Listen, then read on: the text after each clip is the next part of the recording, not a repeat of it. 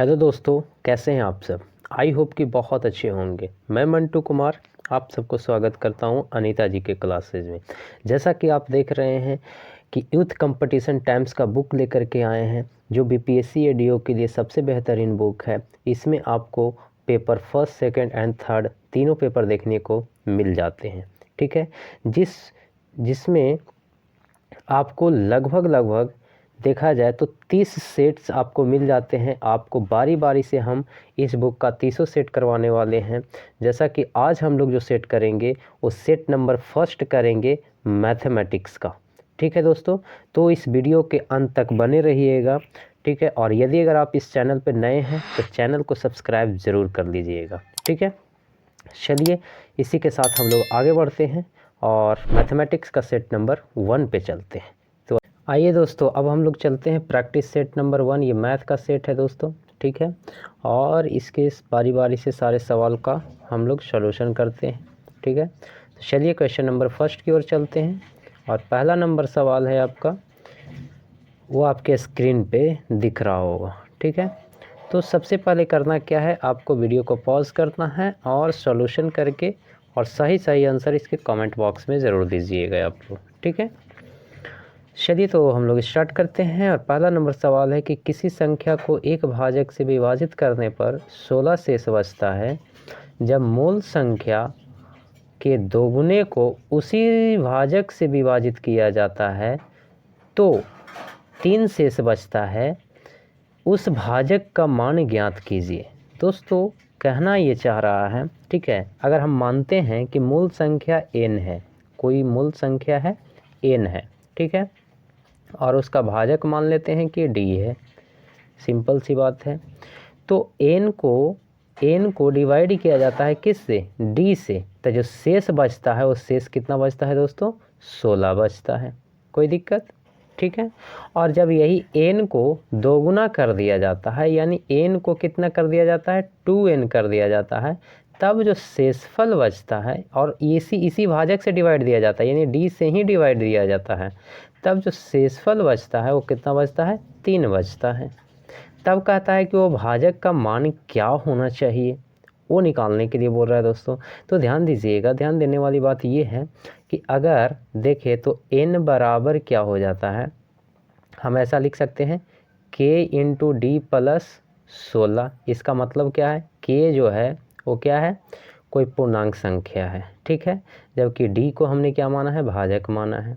और यानी कि n को जब d से भाग दिया जाता है तो शेषफल कितना बचता है दोस्तों, 16 बचता है। लेकिन जब इसी n को दोगुना कर दिया जाता है, यानी मूल संख्या को कितना कर दिया जाता है, दोगुना कर दिया जाता है, तब जो हम k को मान लेते हैं m मान लेते हैं। ठीक है, d प्लस में शेषफल कितना बचता है दोस्तों, 3 बचता है। तो यदि अगर हम n का मान यहाँ से इसमें दूसरा वाला में रखें तो क्या हो जाएगा, 2 इंटू n का वैल्यू कितना है, kd प्लस 16। तो kd प्लस 16 बराबर में क्या मिल जाएगा, md प्लस में 3 मिल जाएगा। क्लियर है दोस्तों। अगर 2 से अंदर मल्टीप्लाई कर देते हैं तो यहाँ पे हमको हो जाएगा 2kd प्लस में 16 दूना 32 हो जाएगा यहाँ पे। ठीक है, 2kd प्लस में कितना, 32 बराबर में हो जाएगा md प्लस में 3। क्लियर है दोस्तों। ठीक है, चलिए इसी के साथ अगर आगे बढ़ते हैं तो इसको हम मिटाते हैं दोस्तों, फिर से दोबारा इसको हम करेंगे। ठीक है, तो कितना आया था, 2kd प्लस में 32 बराबर md प्लस में कितना आया था दोस्तों, 3 आया था, है कि नहीं। अगर 2kd को हम इस साइड लेकर के चले जाएं और 3 को इधर लेकर के आ जाएं तो क्या हो जाएगा, md माइनस 2kd बराबर 32 माइनस में 3 हो जाएगा। 32 माइनस में क्या हो जाएगा दोस्तों, 3 हो जाएगा। इसका मतलब कि ये जो भाजक मिल रहा है अपना, d को अगर कॉमन हम ले लेते हैं तो ठीक है, क्या हो जाएगा, m माइनस 2k, है कि नहीं, बराबर में 32 में से 3 जाएगा तो कितना बचेगा, 29 बचेगा। है कि नहीं। यानी भाजक जो हमें मिल रहा है वो कितना के बराबर मिल रहा है दोस्तों, 29। यानी इसका ऑप्शन नंबर कितना चला जाएगा, बी ऑप्शन जो होगा वो आपका राइट आंसर जाएगा। क्लियर है दोस्तों। चलिए इसी के साथ हम आगे सवाल पढ़ते हैं। सवाल नंबर आपका आता है 2 और दूसरा नंबर सवाल में कहता है दोस्तों, ठीक है, दूसरा नंबर सवाल में आपका कहता है कि 11 और 20 दोनों शामिल हैं। ठीक है, 11 और 20 के बीच की सभी अभाज्य संख्याओं के योगफल 30 और 50 के बीच के सभी अभाज्य संख्याओं का योगफल का धनात्मक अंतर ज्ञात करने के लिए बोल रहा है दोस्तों। इसका मतलब है कि सबसे पहले तो हम लोग जानेंगे कि अभाज्य संख्या क्या होती है। अभाज्य संख्या वह संख्या जो खुद से और एक से क्या होता है, डिवाइड होता है, खुद से और एक से डिवाइड होता है। इसका मतलब 11 और 20 के बीच में अगर अभाज्य संख्या देखें तो सबसे पहले क्या आ जाएगा दोस्तों, 11 आ जाएगा, फिर 13 आ जाएगा, 15 भी नहीं आएगा, 16, 17 क्या आ जाएगा, 17 आ जाएगा और क्या 19 आ जाएगा। तो ये सारे का योगफल टोटल को यदि अगर जोड़ते हैं तो कितना मिल जाएगा, 9, 7, 16, 3, 19 और 1, 20 और 2, 4, 4 और 1, 5, यानी टोटल योग कितना मिल गया दोस्तों, 50 नहीं, 4 और 2, 6, 60 मिल गया दोस्तों। ठीक है, हाँ।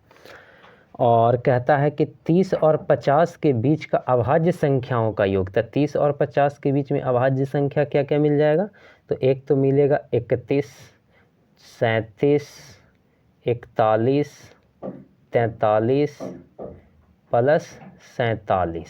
ठीक है दोस्तों, तो ये सारे को यदि अगर हम जोड़ते हैं तो जोड़ने के बाद हमें क्या मिलता है, 4, 3, 7 और 1, 8, 8, 7, 15, ठीक है, 15 और 1, 16, है कि नहीं। 7, 3, 10, 10, 1, 11, 11, 7, 18, 1, 19, कितना मिल जाता है दोस्तों, 19, 19 के 9 हो जाएगा और 4, 4, 8, 4, 12, 12, 6, 18, 18 और 1, 19, यानी टोटल योग्य जो आ जाता है वो 199 आ जाता है दोस्तों। ठीक है, तो कह रहा है कि दोनों अभाज्य संख्याओं के योगफल का धनात्मक अंतर ज्ञात करने के लिए बोल रहा है दोस्तों। तो योगफल का धनात्मक अंतर कितना हो जाएगा, तो 199 में से 60 को क्या कर देंगे, माइनस कर देंगे, सिंपल है कि नहीं। तो 199 को अगर 60 से माइनस करेंगे तो क्या मिल जाएगा, 931, यानी 139। ठीक है, यानी ऑप्शन नंबर आपका ए जो है वो राइट आंसर जाएगा। क्लियर है दोस्तों। चलिए इसी के साथ हम लोग आगे बढ़ते हैं और सवाल नंबर आता है 3, कहता है 1/4 और 1/2 के मध्य की एक परिमेय संख्या ज्ञात कीजिए, है कि नहीं। मध्य यानी बीच वाला, तो सिंपल 1/4 और 1/2, 1/4 और 1/2 दोनों को हम क्या कर देंगे, जोड़ करके अगर 2 से डिवाइड कर देते हैं तो उसके बीच वाला संख्या आ जाता है कि नहीं। तो दोनों को डिवाइड यदि अगर करते हैं जोड़ करके तो अगर 4 एलसीएम हो जाएगा, है कि नहीं। तो ये हो जाएगा 2 + 1/2, है कि नहीं, यानी 3 में कितना चला जाएगा दोस्तों, 8।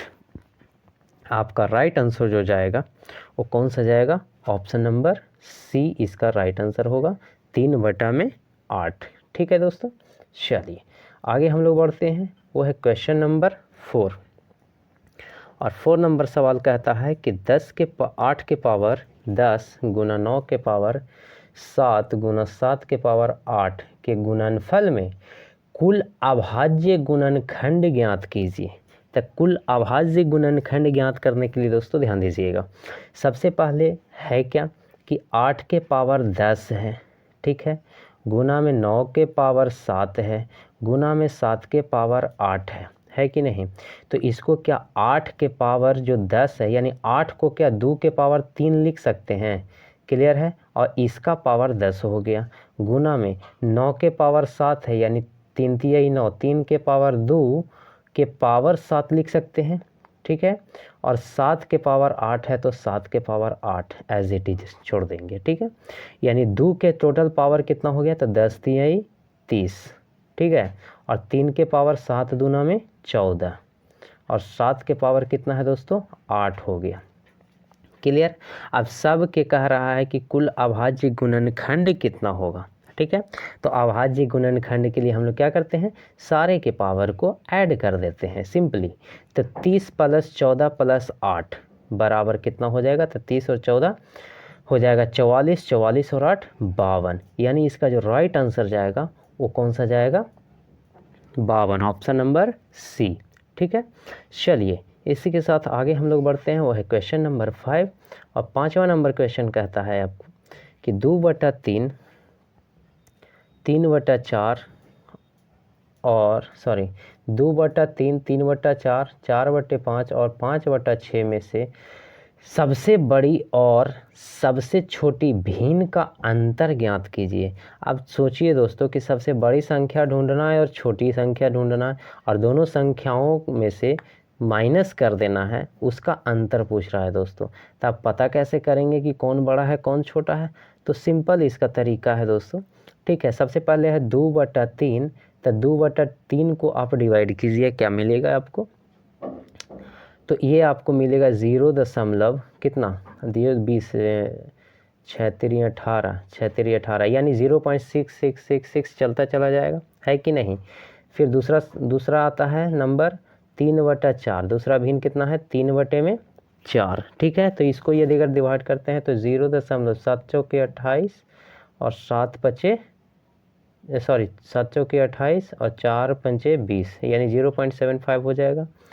अगला को डिवाइड कीजिए 4/5, है ना, 4/में क्या है 5 है, तो 4/5 को डिवाइड कीजिएगा तो कितना मिल जाएगा 0.8 × 40, 0.8, ठीक है। और एक आ गया संख्या आपका 5/6, तो 5/6 को इसको अगर डिवाइड करते हैं तो मिल जाएगा कितना 0.8 × 6 = 48, ठीक है। और 3 बार में इधर लग जाएगा 6×3 = 18, ठीक है दोस्तों, ये आपको मिल जाएगा। तो इसमें देखा जाए तो सबसे बड़ी संख्या, सबसे बड़ा भिन्न कौन है, तो सबसे बड़ा भिन्न कौन सा है, ये 0.83 है कि नहीं, ये वाला सबसे बड़ा है। और सबसे छोटा में यदि अगर चला जाएगा तो सबसे छोटा में कौन चला जाएगा 0.66 है कि नहीं। तो ये दोनों का अंतर हमें लिख देना है, यानी 5/6 में से 2/3 अगर घटाते हैं तो क्या मिल जाएगा हमको, तो सिंपल यहाँ पे हम लोग घटा लेंगे। 5/6 में से 2/3 को अगर माइनस करेंगे तो 6 एलसीएम हो जाएगा, तो 5 - 2 दूना 4 यानी 1/, में कितना चला जाएगा 6 चला जाएगा। यानी ऑप्शन नंबर जो आपका सी जो है वो राइट आंसर जाएगा। क्लियर है दोस्तों, आई होप कि बहुत बढ़िया तरीके से आपको समझ में भी आ रहा हो, ठीक है।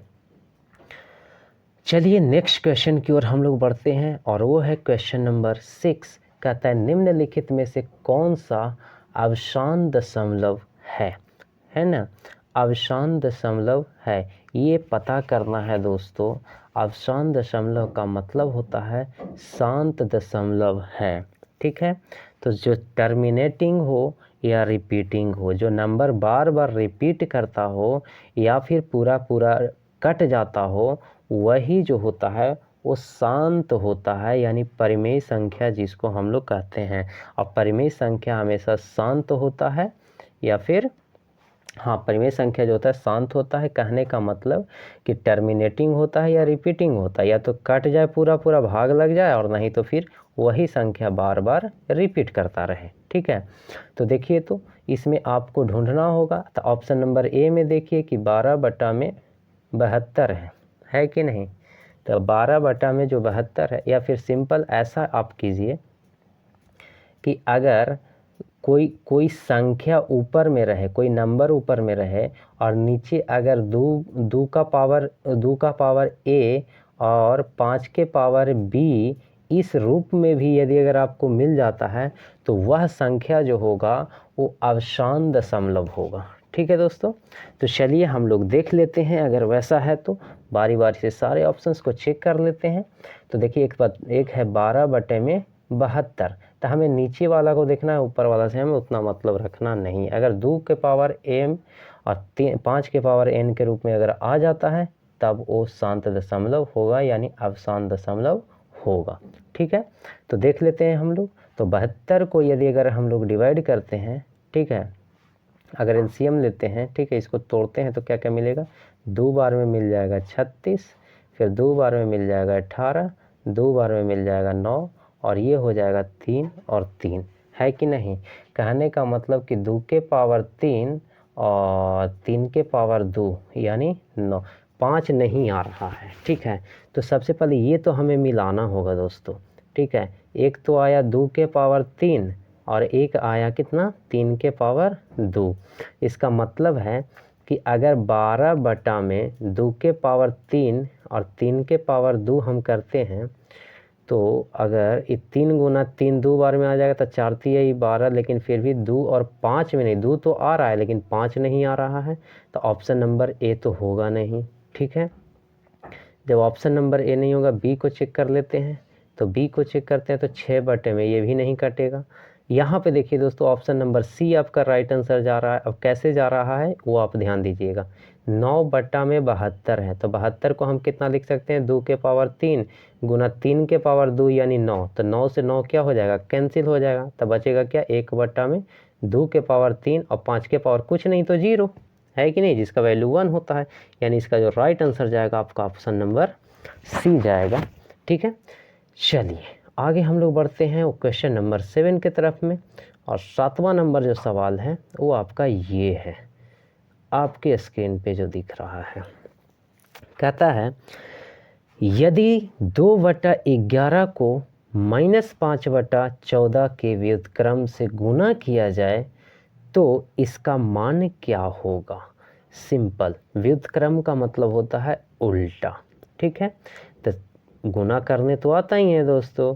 2/11 को 5/14 के व्युत्क्रम क्या हो जाएगा, -14/5 हो जाएगा। 14 ऊपर चला जाएगा, 5 नीचे आ जाएगा। सिंपल है कि नहीं। तो 14 दूना में मिल जाएगा 28 और 11 5 मिल जाएगा 55, यानी माइनस में चला जाएगा क्या, -28/55, यानी सिंपल ऑप्शन नंबर आपका बी राइट आंसर जाएगा। ठीक है,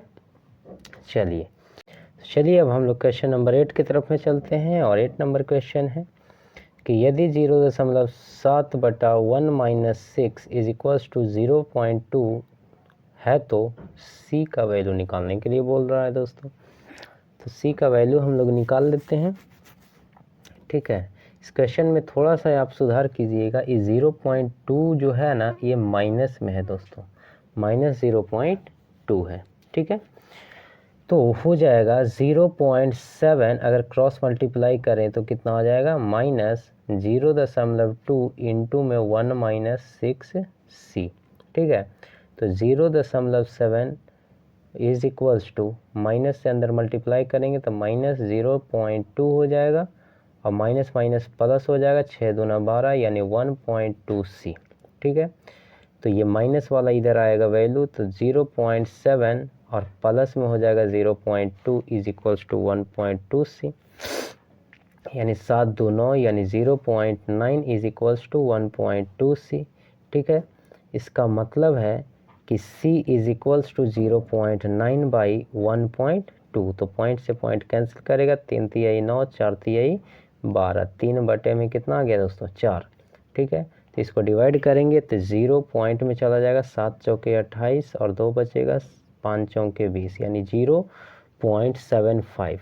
ऑप्शन नंबर आपका सी चला जाएगा राइट आंसर इसका। ठीक है, चलिए आगे हम लोग बढ़ते हैं क्वेश्चन नंबर 9 की तरफ में। और कहता है कि 6 + 2√3 इंटू 6 - 2√3 का धनात्मक वर्गमूल ज्ञात कीजिए। तो सिंपल है दोस्तों कि आप इसमें ज़्यादा कुछ करना नहीं है, वर्गमूल ज्ञात करने के लिए बोल रहा है। ठीक है, तो जब वर्गमूल ज्ञात करने के लिए बोल रहा है तो आप ऐसा कर सकते हैं। सबसे पहले तो a plus B into A minus B इसको लगा दीजिए। इसको सबसे पहले आप सॉल्व कर लीजिए, ठीक है। तो a plus B into A minus B is equal to A square minus B square, ठीक है। इसका मतलब है कि 6 का स्क्वायर माइनस 2√3 का स्क्वायर हो जाएगा, तो 6 का स्क्वायर हो जाएगा 36 माइनस 2 दूना 4 तिहाई 12, ठीक है। अब 36 में से 12 जाएगा तो मिलेगा कितना दोस्तों 24। अब 24 का वर्गमूल निकाल लेंगे यानी रूट निकाल लेंगे, है कि नहीं। तो 6 चौके 24 होता है ना। तो इसका हो जाएगा 2√6 चला जाएगा, यानी ऑप्शन नंबर जो आपका राइट जाएगा वो ऑप्शन नंबर सी इसका राइट आंसर चला जाएगा, ठीक है दोस्तों। चलिए इसी के साथ हम लोग 10 नंबर सवाल पे बढ़ते हैं, और सवाल नंबर 10 है आपका कि √4.2436 का मान ज्ञात कीजिए, ठीक है। तो इसका मान ज्ञात करना है दोस्तों, ठीक है। थोड़ा सा वैल्यू तो बड़ा है लेकिन आपको याद रखना पड़ेगा इसका वर्गमूल जो है, ठीक है। 4.2436 जो है, ठीक है। तो पॉइंट को हटाएंगे, नीचे हमें जो मिल जाएगा वो क्या मिल जाएगा 1 2 3 4 0 मिल जाएगा, ठीक है दोस्तों। और जब इसका आप वर्गमूल निकालेंगे तो इसका वर्गमूल जो निकल करके आएगा वो आपको मिलेगा वो 206 मिलेगा, ठीक है। और 10,000 का जो वर्गमूल होता है वो कितना होता है 100 होता है। जब इसको एक दूसरे से डिवाइड करेंगे तो कितना मिल जाएगा दोस्तों 2.06 चला जाएगा, ठीक है। यानी इसका जो राइट आंसर जाएगा 2.06, यानी ऑप्शन नंबर सी इसका राइट आंसर जाएगा, ठीक है दोस्तों। चलिए इसी के साथ हम लोग आगे बढ़ते हैं। तो आइए दोस्तों अब क्वेश्चन नंबर 11 की तरफ में चलते हैं। कहता है कि यदि x धनात्मक है और x बटे में √243 बराबर √2187 बटा में x है तो x का मान क्या होगा। यहाँ x का मान निकालने के लिए बोल रहा है दोस्तों, ठीक है। तो सबसे पहले तो ऐसा हम लोग कर लेंगे कि दोनों को क्रॉस मल्टीप्लाई कर लेते हैं। क्रॉस मल्टीप्लाई करेंगे तो x में x से गुना करेंगे तो x स्क्वायर मिल जाएगा, और बराबर में हो जाएगा √2187 और इंटू में √243, ठीक है। तो 21 से 87 को यदि अगर आप रूट तोड़ते हैं तो कितना मिल जाएगा दोस्तों। हमारे पास में स्पेस कम है, ठीक है। तो इसीलिए हम शॉर्ट में ही ज़्यादा से कोशिश करेंगे करने का इसको, ठीक है। तो अगर डायरेक्ट हम लगाते हैं कितना 3 9 बार में यदि अगर हम लगाते हैं दोस्तों 9 बार में लगाते हैं तो मिल जाएगा 9 दूनी 18 9 दूनी 18, ठीक है। 3 9 चौके 36 और मिल जाएगा 9 3 27 243 मिल जाएगा दोस्तों। और फिर 243 जब मिलेगा तो यहाँ पे देखिएगा दोस्तों 243 को यदि अगर हम फिर से 9 से करते हैं तो कितना मिल जाएगा 9 दूना 18, फिर 2 बार में मिल जाएगा 18 और बचेगा 6, 9 से 63 27 बार में, ठीक है दोस्तों। फिर 9 से यदि अगर लगाते हैं तो 9 तिया 27 मिल जाएगा, 9 तिया में 27, ठीक है। इसका मतलब है कि √21 को जो है हम लिख सकते हैं 9 गुना 9 गुना 9 गुना 3 लिख सकते हैं ना। और 243 को क्या लिख सकते हैं 9 गुना 9 गुना 3 लिख सकते हैं, क्योंकि 243 यहाँ से किए हैं ना, देखिए 9 गुना 9 गुना 3 लिख सकते हैं। क्लियर है दोस्तों, ठीक है। तो यहाँ से तो एक है क्या कि 9 9, ठीक है। यहाँ से 3 3 निकल करके तो बाहर आ जाएगा, यानी एक 9 निकल करके बाहर आएगा और एक यहाँ से 3 निकल करके बाहर आएगा, यहाँ से एक 9 निकल करके बाहर आएगा, ठीक है दोस्तों। इसका मतलब है कि यदि अगर हम सारे को रूट में एक साथ में यदि अगर कर दें तो क्या मिलने वाला है दोस्तों, यहाँ से 9, यहाँ से जोड़ा एक 9 का निकल रहा है, ठीक है। और यहाँ से एक 3 का निकल रहा है, यहाँ से एक 3 का निकल रहा है, ठीक है दोस्तों। तो हमें जो मिल रहा है यहाँ पे कितना मिल रहा है 1 2 2 को 9 मिल रहा है और 2 को 3 मिल रहा है, ठीक है दोस्तों। तो यहाँ पे हम लोग लिखते हैं एक्स स्क्वायर का जो वैल्यू मिल रहा है वो कितना मिल रहा है 9 × 9 × 3 × 3, ठीक है। यानी फिर इसका रूट करते हैं, यहाँ से स्क्वायर को हम हटाते हैं, यहाँ से स्क्वायर को हम हटाते हैं और हटाने के बाद इधर रूट लगाते हैं तो क्या मिल जाएगा 9 का 3 हो जाएगा, ये 9 का 3 हो जाएगा, ठीक है। और ये 3 का रूट जो हो जाएगा 3 तिहाई 9, 1 3 बाहर आ जाएगा, यानी 3 तिहाई 9, 9 तिया 27, यानी x का वैल्यू जो हमें मिलने वाला है वो कितना मिलेगा 27, यानी ऑप्शन नंबर बी आपका जो है राइट आंसर जाएगा। ठीक है दोस्तों, चलिए इसी के साथ हम लोग क्वेश्चन नंबर 12 की ओर बढ़ते हैं। 12 नंबर सवाल में कहता है कि 919 प्लस 9.019 प्लस 0.919 प्लस 9.0019 का मान ज्ञात कीजिए। तो सिंपल दोस्तों, इसको ऐड करना है, तो सारे को ऐड करने का सबसे आसान तरीका देखिएगा दोस्तों, 919 है, प्लस में 9.019 है, प्लस में 0.919 है, प्लस में 9.0019 है। ठीक है दोस्तों, तो सारे को ऐड करने के लिए 919 है तो 919 इसको एज इट इज़ रहने दीजिए, और ये सारे को जोड़ दीजिए, जितने भी है ना, ये लास्ट में 9 है, सारे को जोड़ लीजिए एक साथ में, पॉइंट वाला जितने भी है सबको एक साथ में। तो 9 दूना 18, 9 9 9 18। ठीक है, यहाँ से ऐसे जोड़िए नहीं, इधर पता नहीं चल रहा है। तो इस तरीके से अगर आप ऐड करेंगे सिंपल, ठीक है, तो 9.019, ठीक है, 0.919 और यहाँ आ जाएगा 9.0019। ठीक है, तो ये चला जाएगा 9 9 9 18 और 1 19 और 2 और 1 3, 9 1 9 और 9 9 18, यानी 18.9399। और इसमें ऐड कर देंगे कितना, इसमें 919 ऐड कर देंगे, तो 919 अगर ऐड करते हैं तो 18 दशमलव में कितना चला जा रहा है। ठीक है, तो ये तो एज इट इज रहेगा, इधर वाला एज इट इज रहेगा, तो 8 9 17, 2 और 1 3 और 9 है तो 9, यानी 937.9399। ऑप्शन नंबर कौन सा जा रहा है, 937.9399, यानी ऑप्शन नंबर आपका सी जो है वो राइट आंसर जाएगा। चलिए अब हम लोग क्वेश्चन नंबर 13 की ओर बढ़ते हैं, और 13 नंबर क्वेश्चन में कहता है दोस्तों, निम्नलिखित को हल कीजिए। ठीक है, तो इसको हम लोग हल करते हैं। कहता है कि इतना इतना मान दिया हुआ है, तो सिंपल हम लोग इसको ऐड सब्ट्रैक्ट डिवाइड कर लेंगे, मल्टीप्लाई कर लेंगे। ठीक है, तो 4 और 2 यहाँ कितना हो जाएगा, 6 हो जाएगा। ठीक है, और 16 को 4 से अगर डिवाइड करते हैं तो माइनस में कितना मिल जाएगा, 4 मिल जाएगा, प्लस में कितना मिल जाएगा, 3 मिल जाएगा। ठीक है, इतना तो क्लियर होना चाहिए। और प्लस में जो है वो कितना है, 8 सत्ते 56, 56 और 1 कितना मिल जाएगा, 57, है ना। तब प्लस में लिख देते हैं 57 और भागा में कितना है, 19 है ना। तो भागा में कर देते हैं 19। ठीक है, और ये आ जाएगा कितना, 5 3 8, 8 में से 4 जाएगा तो 4 हो जाएगा, और प्लस में 9 चौके 36, 17 में से 36 जाएगा तो -19 बचेगा। क्लियर है इतना।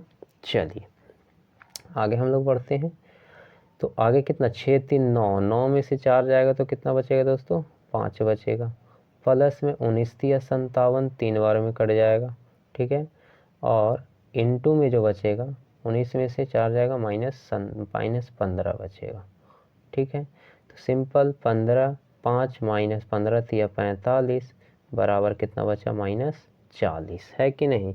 यानी इसका जो राइट आंसर जाएगा वो ऑप्शन नंबर ए चला जाएगा, -40। ठीक है, चलिए इसी के साथ हम लोग आगे बढ़ते हैं, और वह है क्वेश्चन नंबर 14। 14 नंबर सवाल में कहता है दोस्तों कि 39 divided by 6 into 6/5 of 7/8। Of का मतलब गुना होता है दोस्तों। ठीक है, तो इसको भी हम लोग सिंप्लीफाई कर ही लेते हैं, है कि नहीं। तो ये कितना कह रहा है, 39 भागा, ठीक है, 6 गुना 6 बटा इतना। ठीक है, तो ऑफ का मतलब भी क्या होता है दोस्तों, गुना ही होता है। ठीक है, तो इसको हम लोग 39 भागा, ऐसा करते हैं 6 है तो 6 कर लेते हैं, और ये वाला जो है ये 7 से 7 तो सबसे पहले कैंसिल कर जाएगा, है कि नहीं। ये वाला जो है 7 से 7 कैंसिल कर जाएगा, और ये 3 बार में कटेगा और ये 4 बार में कटेगा, यानी इसको ऐसा लिख सकते हैं हम लोग कितना, 3/4 लिख सकते हैं। ठीक है, तो ये 2 बार में कट जाएगा और ये 3 बार में कट जाएगा। ठीक है, तो 39 गुना, ऐसा करते हैं 3 तिहाई कितना हो जाएगा, 9 में कितना चला जाएगा, 2। अच्छा यहाँ पे भागा है दोस्तों। ठीक है, तो 39 गुना में अगर इसको करते हैं तो 2 में 9 आ जाता है, तो 3 तिहाई 9 और 13 तिया 39, यानी 26 में कितना आ जाता है, 3 आ जाता है। यानी इसका जो राइट आंसर जाएगा वो ऑप्शन नंबर आपका ए चला जाएगा। 26 में कितना, 3 इसका राइट आंसर जाएगा। चलिए अब हम लोग नेक्स्ट सवाल की ओर चलते हैं और वो है क्वेश्चन नंबर 15। 15 क्वेश्चन में कहता है कि एक कस्बे की वर्तमान जनसंख्या 15,625 है। यह 2 क्रमागत वर्षों में 8% और 12% बढ़ती है। ठीक है, लेकिन तीसरे वर्ष में 22% घट जाती है। तो तीसरे वर्ष के अंत में कस्बे की जनसंख्या कितनी होगी। ठीक है, तो तीसरे वर्ष में पूछ रहा है दोस्तों कस्बे की जनसंख्या कितनी होगी। तो सिंपली हम लोग देखते क्या हैं कि अगर देखा जाए पहला वर्ष देखा जाए तो 8% का वृद्धि हुआ। ठीक है, तो 8% का वृद्धि हुआ। टोटल कितने लोग कस्बे में थे, तो 15,625 लोग, यानी 15,625 में हम क्या करते हैं 8%। ठीक है, तो अगर मान लेते हैं कि 100 व्यक्ति है तो 100 व्यक्ति में 8 व्यक्ति क्या हो जा रहा है, बढ़ जा रहा है, यानी कितना 108% की वृद्धि हुई है कि नहीं। ठीक है, तो इसको जब आप सॉल्व कीजिएगा, ठीक है, तो यहाँ पे हम फ़ोन से मल्टीप्लाई कर रहे हैं दोस्तों, आप लोग खुद से कीजिएगा। ठीक है, तो यहाँ पे आ रहा है 16,875। ठीक है, जहाँ पहले 15,625 लोग थे वो अब यहाँ पे 16,875 लोग हो गए। ठीक है, 8% की वृद्धि हुई तो। ठीक है, लेकिन दूसरे वर्ष भी बोल रहा है, दूसरे वर्ष बोल रहा है कि 12% की वृद्धि हुई है, यानी 12% की, इसको हम ऊपर में लिख लेते हैं दोस्तों 16,875, 16,875। ठीक है, ये पहले वर्ष वृद्धि हुई। अब 16,875 जो हुआ, ये पहला वर्ष जो वृद्धि हुआ उसमें 12% का और बढ़त हुई है कि नहीं। ठीक है, 12% और जनसंख्या बढ़ा, यानी कितना हो जाएगा, 112% हो जाएगा। 100 में कितना, 112% का वृद्धि हो जाएगा। क्लियर है, तो इसको जब आप मल्टीप्लाई कीजिएगा, ठीक है, तो सॉल्व करने के बाद कितना आता है, 18,900। कितना आता है, 18,900। तब कहता है, ये तो दूसरे वर्ष में कितने लोग बढ़ कर के हो गए, 18,900 लोग बढ़ कर के हो गए। ठीक है, तो 18,900 तीसरे वर्ष में कह रहा है कि 22% घट जाती है, यानी कहने का मतलब कि जब 22% घट जाएगी तो 100 में से 22 घटेगा तो कितना बचेगा, 78%, है कि नहीं। तो 78% यानी 18,000 का 78% कितना हो जाएगा, तो 2 0 से 2 0 यहाँ पे कैंसिल कर जाएगा, बचेगा 78 गुना 189। ठीक है, इसमें जब आप मल्टीप्लाई करते हैं तो कितना आ जाता है दोस्तों, 14,742 लोग बचते हैं। कितने, तीसरे वर्ष में। कौन से वर्ष में, तीसरे वर्ष में। यानी फाइनली जो इसका राइट आंसर जाएगा वो कौन सा जाएगा दोस्तों, 14,742 लोग। Option number C right answer जाएगा। ठीक है दोस्तों, तो अब हम लोग नेक्स्ट सवाल की ओर बढ़ते हैं और वो है सवाल नंबर 16। और 16 नंबर सवाल में कहता है दोस्तों कि किसी संख्या के 3/5 के 7/17 का 2/5 भाग 84 है, उस संख्या का 40% ज्ञात कीजिए। तो दोस्तों ध्यान दीजिएगा। ठीक है, किसी संख्या के, मान लेते हैं कोई संख्या x है, यानी x संख्या का 3/5 का 7/17 का 2/5 भाग जो है वो कितना के बराबर है दोस्तों, 84 के बराबर है। ठीक है, तब यहाँ से आप x का वैल्यू निकालेंगे तो क्या मिलेगा आपको। ठीक है, हम मल्टीप्लाई कर ले रहे हैं इधर, आप अपना कैलकुलेशन करके देखिएगा। ठीक है, तो ये टोटल आ जाता है आपका, x का वैल्यू जो आता है दोस्तों 850 के बराबर आता है। ठीक है दोस्तों। अब बताइए कि 850 का 40% क्या हो जाएगा। तो 850 गुना में 40% बोल रहा है, यानी 40 बटा में कितना चला जाएगा, 100 चला जाएगा, है कि नहीं। तो ये 2 जीरो से 2 जीरो कैंसिल करेगा, तो ये कितना हो जाएगा, 5 चौके 20, 8 चौके 32, 32 और 2 34, यानी इसका राइट आंसर जाएगा 340। कितना जाएगा, 340। ऑप्शन नंबर सी इसका राइट आंसर होगा। ठीक है दोस्तों, चलिए आगे हम लोग बढ़ते हैं नेक्स्ट सवाल 17 नंबर की ओर।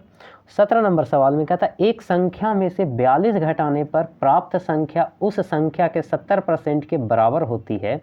इस संख्या का 2/5वां भाग इनमें से किसके बराबर होगा। सिंपल दोस्तों, ध्यान दीजिएगा, कहना क्या चाहता है कि एक संख्या का 42, मान लेते हैं कोई संख्या x है, ठीक है।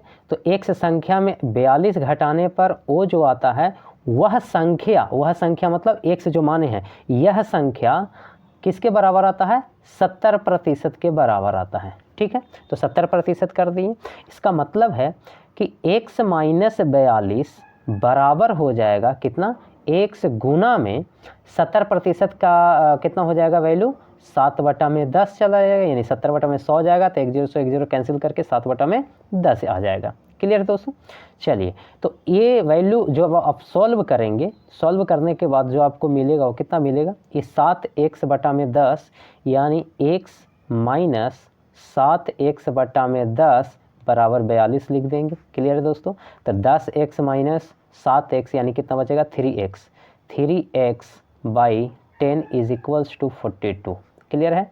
तो 14 तिया 42 होता है और 14 दहाँ के 140 होता है, यानी 140 x का वैल्यू आया। तो कहता है यह संख्या का 2/5वां भाग कितना होगा। ठीक है, यानी 140 जो संख्या आया उसका 2/5वां भाग क्या होगा।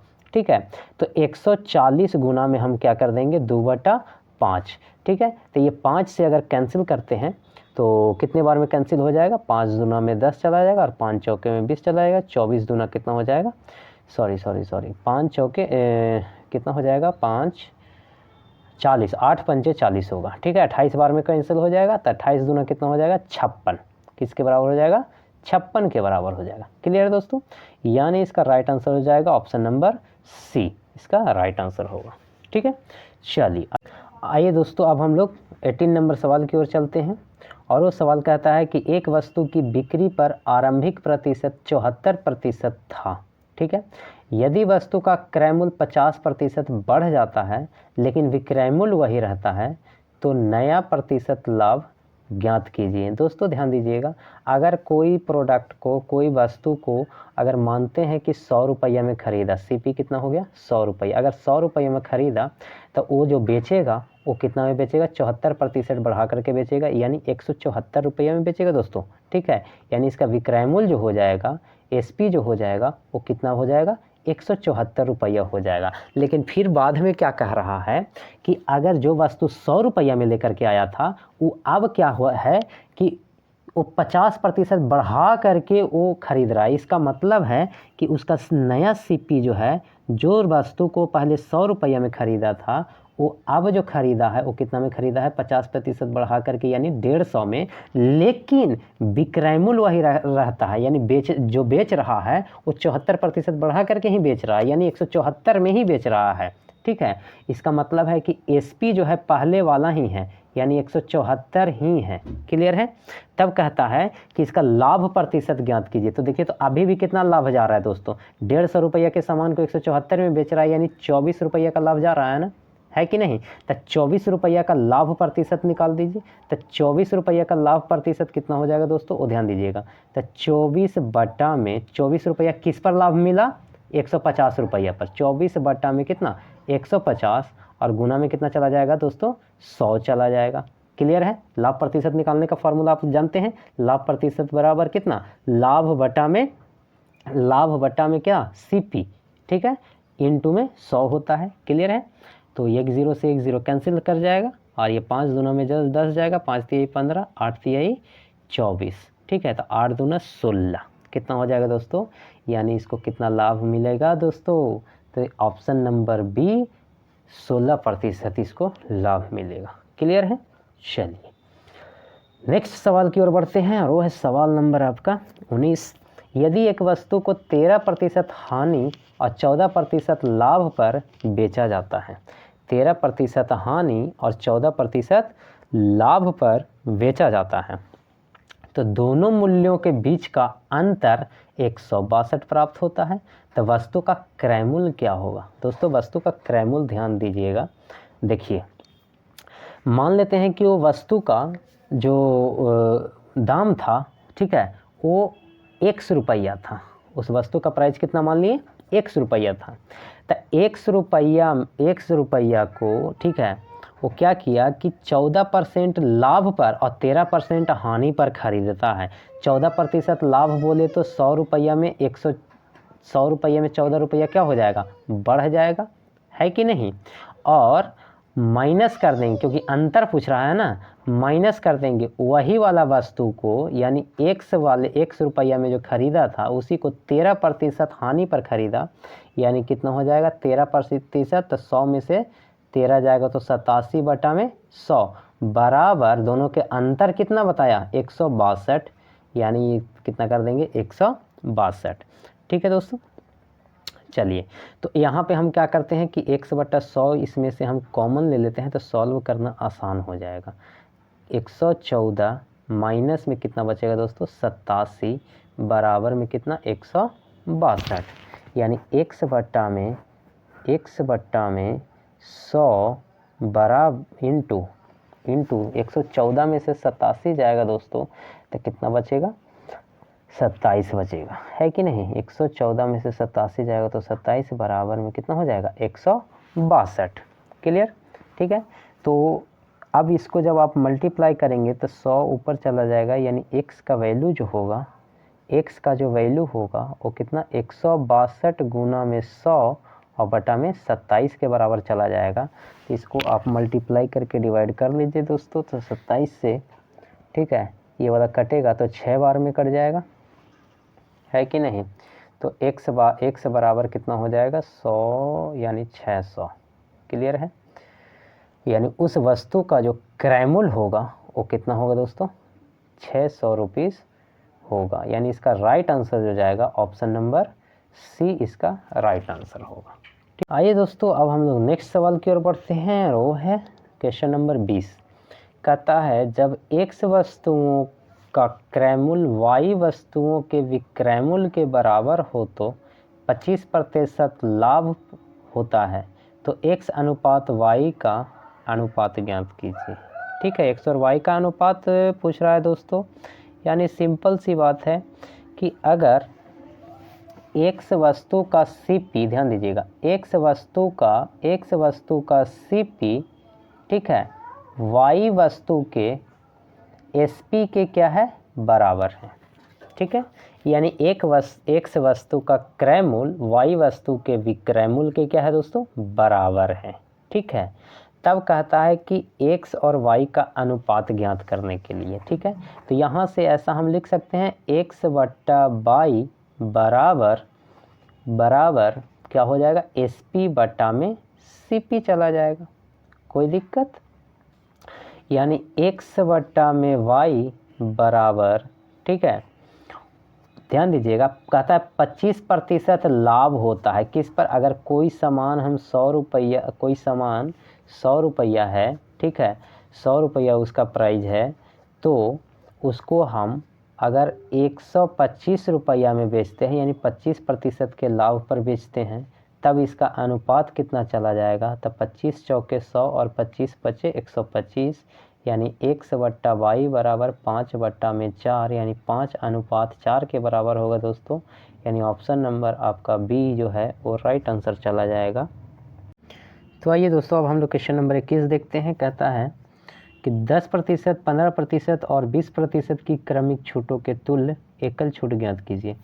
ठीक है, यानी ये लगातार छूट दिए गए हैं दोस्तों, तो उसके लिए सिंपल सा फार्मूला आप लोग भी जानते ही होंगे। ठीक है, कि एकल छूट, जब 2 एकल छूट होता है तो 2 एकल छूट के लिए जो फार्मूला होता है दोस्तों वो क्या होता है कि a + b माइनस AB बटा में 100 होता है दोस्तों। बस कुछ नहीं करेंगे, इसी फार्मूला पे हम लोग रख देंगे, आंसर पा लेंगे। ठीक है, तो चलिए अब हम लोग देखते हैं ठीक है। तो 2 क्रमिक छूट को पहले देखते हैं, फिर बचेगा 2 क्रमिक छूट को हम लोग देख लेंगे लास्ट में, ठीक है। तो आइए इसको हम लोग सॉल्व करते हैं। तो एकल छूट कितना मिल जाएगा दोस्तों, तो 10% पहले मिला, उसके बाद 15% मिला। इसमें से छूटों की बात कर रहा है दोस्तों, तो इसमें हम लोग क्या कर देंगे, माइनस कर देंगे। कितना, 10 गुना 15 और बटा में कितना चला जाएगा दोस्तों, 100 चला जाएगा, ठीक है। तो 1 0 से 1 0 कैंसिल कर जाएगा, 5 तिहाई 15 कटेगा और 5 दूना में चला जाएगा 10 चला जाएगा, ठीक है। तो 10 और 15 होता है दोस्तों 25, 25 माइनस 3/2, 3/2 का मतलब 1.5। जब ये घटाएंगे दोस्तों तो कितना बचेगा, ठीक है, 23.5 चला जाएगा, ठीक है। यानी इतना प्रतिशत, ठीक है। एक तो इतना प्रतिशत हो गया, फिर दूसरा वाला में 20% और मिला छूट, ठीक है। तो इतना प्रतिशत और 20%, 23.5% और 20% में, ठीक है। तो कितना हो जाएगा दोस्तों, इसमें फिर से हम लोग उसी फार्मूला पे लगाएंगे, यानी 23.5% प्लस कितना करेंगे 20 और माइनस 23.5 गुना में 20 बटा में कितना चला जाएगा दोस्तों 100, ठीक है। तो 20 × 100 ये कट जाएगा, दोनों को ऐड कर देंगे तो ये कितना हो जाएगा दोस्तों 43.5 माइनस कितना, जब इसको आप सॉल्व करेंगे दोस्तों, ठीक है, तो आपको मिलेगा कितना 4.7 मिलेगा, ठीक है। अब जब इसको आप माइनस करते हैं तो कितना मिल जाता है आपको 8 7 15 8, यानी 38.8%, ठीक है दोस्तों। यानी इसका जो राइट आंसर जाएगा ऑप्शन नंबर आपका बी चला जाएगा, 38.8% आपको क्रमिक छूट मिलता है। तो आइए दोस्तों अब हम लोग नेक्स्ट सवाल की ओर बढ़ते हैं।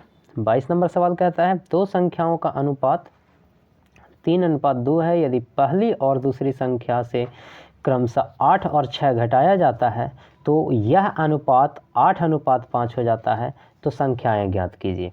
यानी ध्यान देना है दोस्तों कि मान लेते हैं हम लोग ऐसा कि पहली और दूसरी संख्या जो है, ठीक है, वो कितना है, वो 3x और 2x है, ठीक है। तो कहना ये चाहता है कि पहली और दूसरी संख्या से 8 और 6 घटा लेने पे कितना अनुपात बचता है, 8:5 बचता है। यानी सिंपली हम लोग करेंगे क्या कि 3x/2x, ठीक है। तो 3x पहली संख्या हो गई, तो पहली संख्या में 8 घटाते हैं और दूसरी संख्या में 6 घटाते हैं, तो हम लोग कितना मिल जाता है 8/5 मिल जाता है, ठीक है। सिंपली अब इसको सॉल्व कर लेना है, जो x का वैल्यू आएगा, ठीक है, वो x का वैल्यू हम लोग फाइंड कर लेंगे, ठीक है।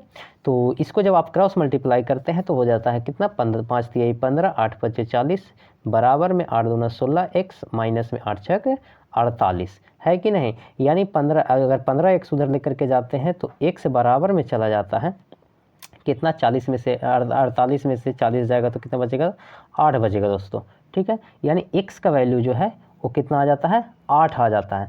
तब वह संख्या कितनी है दोस्तों, इसका मतलब है कि जो हम संख्या माने थे वो कितना था, वो 3x था और 2x था, जबकि x का वैल्यू जो आया वो कितना आया 8 आया। तो ये हो जाएगा 3 गुना में 8 और ये हो जाएगा 2 गुना में 8, तो 8 तिहाई 24, एक संख्या मिल जाता है 24 और दूसरा संख्या मिल जाता है 8 दूना में 16, यानी 24 और 16 संख्याएँ मिलती है दोस्तों। यानी ऑप्शन नंबर जो जाएगा वो ऑप्शन नंबर बी अपना राइट आंसर जाएगा। क्लियर है दोस्तों। चलिए आगे हम लोग सवाल की ओर बढ़ते हैं।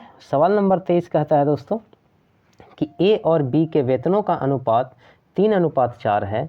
ए और बी दोनों में से प्रत्येक के वेतनों में 3000 रुपये की वृद्धि यानी बढ़ जाता है। वृद्धि करने पर उनके वेतनों का नया अनुपात 18:23 हो जाता है। वृद्धि के बाद ए का वेतन ज्ञात कीजिए, ठीक है दोस्तों। यानी जब बढ़त हुआ तो बढ़ने के बाद ए का वेतन कितना के बराबर होगा दोस्तों, ठीक है। तो चलिए हम लोग इसको अब सॉल्व करते हैं।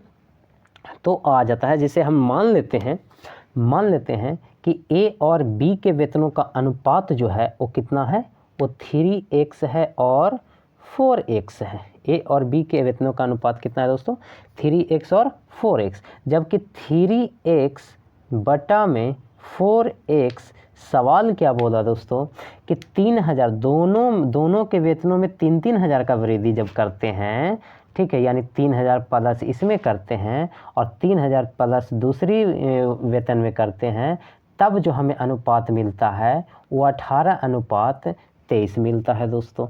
तब कहता है कि ए का कितना वेतन वृद्धि हुआ, कितना वेतन बढ़ा, वो ए के वेतन को ज्ञात करना है दोस्तों। तो सिंपली इसको आपको सॉल्व करना है, ठीक है, और सॉल्व करके एक्स का वैल्यू सबसे पहले फाइंड करना है। तो दोस्तों हम सॉल्व यहाँ पे कर रहे हैं क्योंकि हमारे पास में स्पेस कम होता है, इसलिए हम सॉल्व अलग तरीके से करते हैं, ठीक है, अलग जगह पे करते हैं और आपको हम बताते हैं, ठीक है दोस्तों। तो चलिए यहाँ पे जो हमारा एक्स का वैल्यू आता है, ठीक है दोस्तों, यहाँ पे क्रॉस मल्टीप्लाई करके आप सॉल्व कीजिएगा। यहाँ पे जो हमारा एक्स का वैल्यू आ रहा है दोस्तों, ठीक है, एक्स का जो वैल्यू आ रहा है अपने पास में,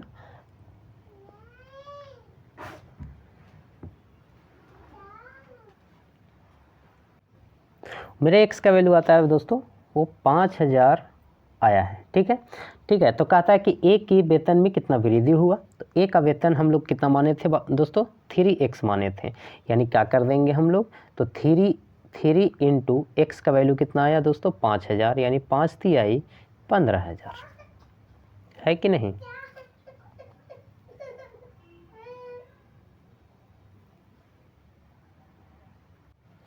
यानी ए का वेतन निकालना है दोस्तों, तो एक्स का वैल्यू अपना कितना आया दोस्तों 5000, ठीक है।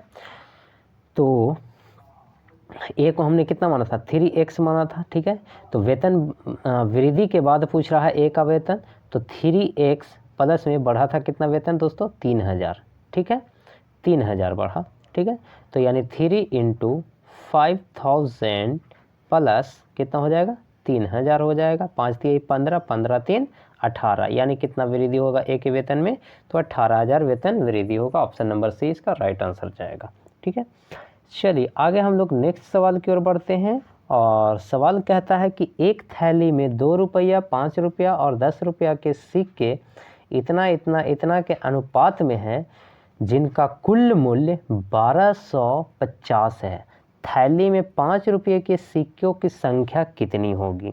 दोस्तों ध्यान दीजिएगा, सवाल बढ़िया है, थोड़ा ध्यान से समझिएगा, ठीक है। आप भी चाहें तो वीडियो को पॉज करके बना सकते हैं इस सवाल को, ठीक है।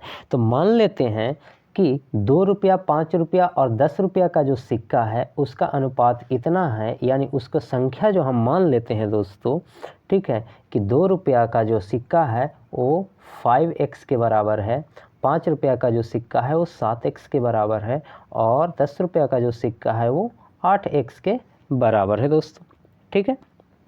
तो प्रश्न क्या कहता है कि जिनका कुल मूल्य 1250 है, तो कुल मूल्य 1250 है, इसका मतलब ये है कि 2 रुपये का जो सिक्का है वो 5x के बराबर था, ठीक है। यानी सबको जोड़ देते हैं हम लोग, क्या करते हैं जोड़ देते हैं, यानी 5 गुना 7x और प्लस में 10 गुना 8x, ठीक है। तो कुल मूल्य कितना हो जाता है बराबर 1250, ठीक है।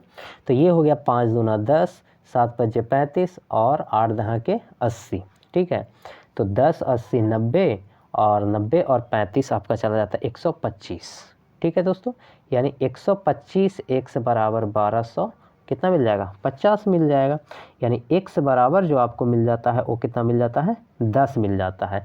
तो कहता है कि 5 रुपये के सिक्कों की संख्या कितनी है, तो 5 रुपये के सिक्कों की संख्या निकालना है दोस्तों, यानी 5 रुपये के सिक्का की संख्या जो है 7x के बराबर है, यानी 7 गुना कर लेंगे 10, यानी कितना हो जाएगा 70 सिक्का है दोस्तों 5 रुपया का, ये ठीक है। यानी ऑप्शन नंबर आपका सी जो होगा वो राइट आंसर जाएगा।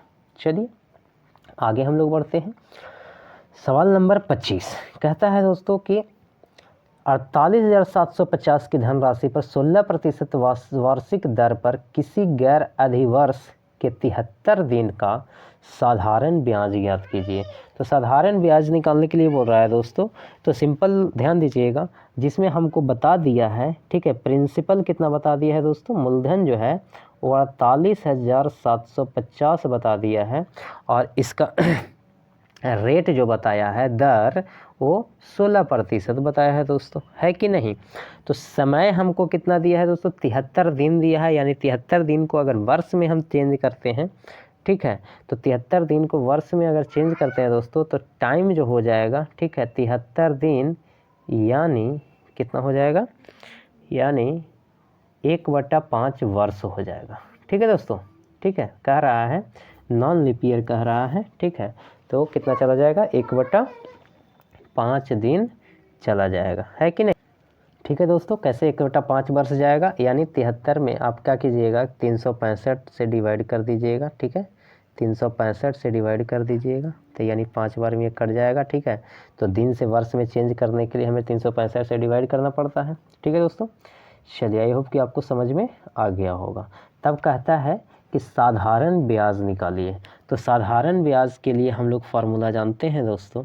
ठीक है, SI बराबर क्या होता है, PRT बटा में 100। ठीक है, P का वैल्यू दिया है दोस्तों 48,750 गुना में R का वैल्यू 16 है, और 1 बटा में कितना चला जाएगा 5, और बटा में 100 चला जाएगा।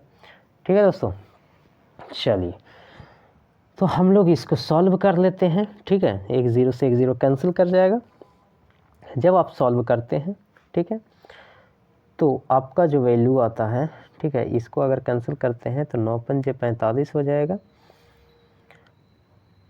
7 पंजे 35, ठीक है, और 5 पंजे 25, यानी 955 गुना में 16 बटा में 10 चला जाएगा। ठीक है, यानी जब इसको आप सॉल्व करते हैं तो आपको टोटल जो मिलता है वो कितना मिलता है दोस्तों, 1560।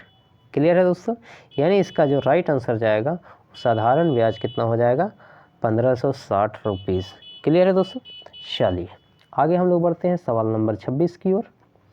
26 नंबर सवाल में कहता है कि 6 प्रति वर्ष साधारण ब्याज के दर पर एक धनराशि इतना वर्षों में इतना रुपये हो जाती है, प्रारंभिक में निवेश की गई राशि क्या थी। ठीक है दोस्तों, यानी निवेश की गई राशि पूछ रहा है दोस्तों। कहने का मतलब ये है कि सबसे पहले तो हमें दर दिया हुआ है, रेट दिया हुआ है कितना 6% दिया हुआ है, और तो और कह रहा है कि 6.1/2 वर्षों में, यानी कि 6 दूना 12 1 13/2 वर्षों में, ठीक है, कितना मिश्रधन हो जाता है दोस्तों 834 रुपये मिश्रधन हो जाता है। तब कहता है कि कितना निवेश किया गया था। तो सिंपल निवेश किया गया था, तो साधारण ब्याज पे निवेश किया है। ठीक है, तो साधारण ब्याज के लिए हो जाता है क्या, साधारण ब्याज बराबर हम लोग यानी SI बराबर जो करते हैं वो कितना का वृद्धि हुआ है 834 में से इसके मूलधन को क्या कर देंगे, माइनस कर लेंगे। ठीक है, तो साधारण ब्याज क्या होता है PRT बटा में, PRT बटा में कितना 100 बराबर 834 माइनस में कितना हो जाएगा दोस्तों P हो जाएगा। ठीक है, तो P का वैल्यू निकाल करके लाना है हम लोग को दोस्तों। तो P का वैल्यू तो मालूम नहीं, यहाँ पे रेट बता दिया है, रेट आपको बता दिया है कितना 6%। ठीक है, 6 गुना में 13 बटा में 2 चला जाएगा और गुना में 100 चला जाएगा। ठीक है, बराबर 834। ठीक है, और माइनस में 834 माइनस में P चला जाएगा। ठीक है, जब आप इसको क्रॉस मल्टीप्लाई करते हैं 3 दूना 6 काट दीजिए यहाँ पे। ठीक है, क्रॉस मल्टीप्लाई करके आप यहाँ से P का वैल्यू जब आप निकालते हैं, ठीक है, तो वो आपका आ जाता है दोस्तों P बराबर 600 रुपीज़। ठीक है, कितना है दोस्तों 600 रुपीज़ आ जाता है। यानी ऑप्शन जो आपका जाएगा, इसका ऑप्शन कहाँ है, ठीक है, ध्यान दीजिएगा, यानी ऑप्शन नंबर जो जाएगा वो आपका A ऑप्शन राइट आंसर जाएगा इसका। ठीक है, चलिए आगे हम लोग बढ़ते हैं सवाल नंबर 27 की ओर। 27 नंबर सवाल में कहता है दोस्तों 14,500 की धनराशि को 9% वार्षिक साधारण ब्याज की दर पर कुछ वर्ष के लिए निवेशित किया गया। इस अवधि के दौरान अर्जित ब्याज 7830 था। निवेश की अवधि कितनी थी। ठीक है, अब निवेश की अवधि पूछ रहा है दोस्तों कि कितनी थी। ठीक है, यानी कि हमें अब P का वैल्यू बता दिया। ठीक है, तो जब P का वैल्यू बता दिया और रेट भी बता दिया है 9%। ठीक है, समय बताया, समय तो बताया ही नहीं। ठीक है, तो कितना अर्जित किया गया, अर्जित ब्याज जो था वो कितना 7830 था। ठीक है, तो समय पूछ रहा है दोस्तों, तो सिंपली हम लोग ब्याज बराबर साधारण ब्याज बराबर फार्मूला जानते हैं, तो वहाँ से अगर समय बराबर निकालेंगे तो समय जो मिल जाएगा वो कितना मिल जाएगा, ब्याज साधारण ब्याज गुना 100 बटा में मूलधन गुना दर, यही ना जाएगा। ठीक है, तो यहाँ से हम लोग समय निकाल लेते हैं। तो SI जो था वो हमारा वो कितना है 7830। तो 7830 गुना 100 बटा में 14,500 गुना में कितने परसेंट, 9%। ठीक है, तो यहाँ 2 0 से 2 0 ये तो कैंसिल कर जाएगा। ठीक है, और बाकी इधर जो आप सॉल्व कीजिएगा तो इसमें जो आपका आ जाएगा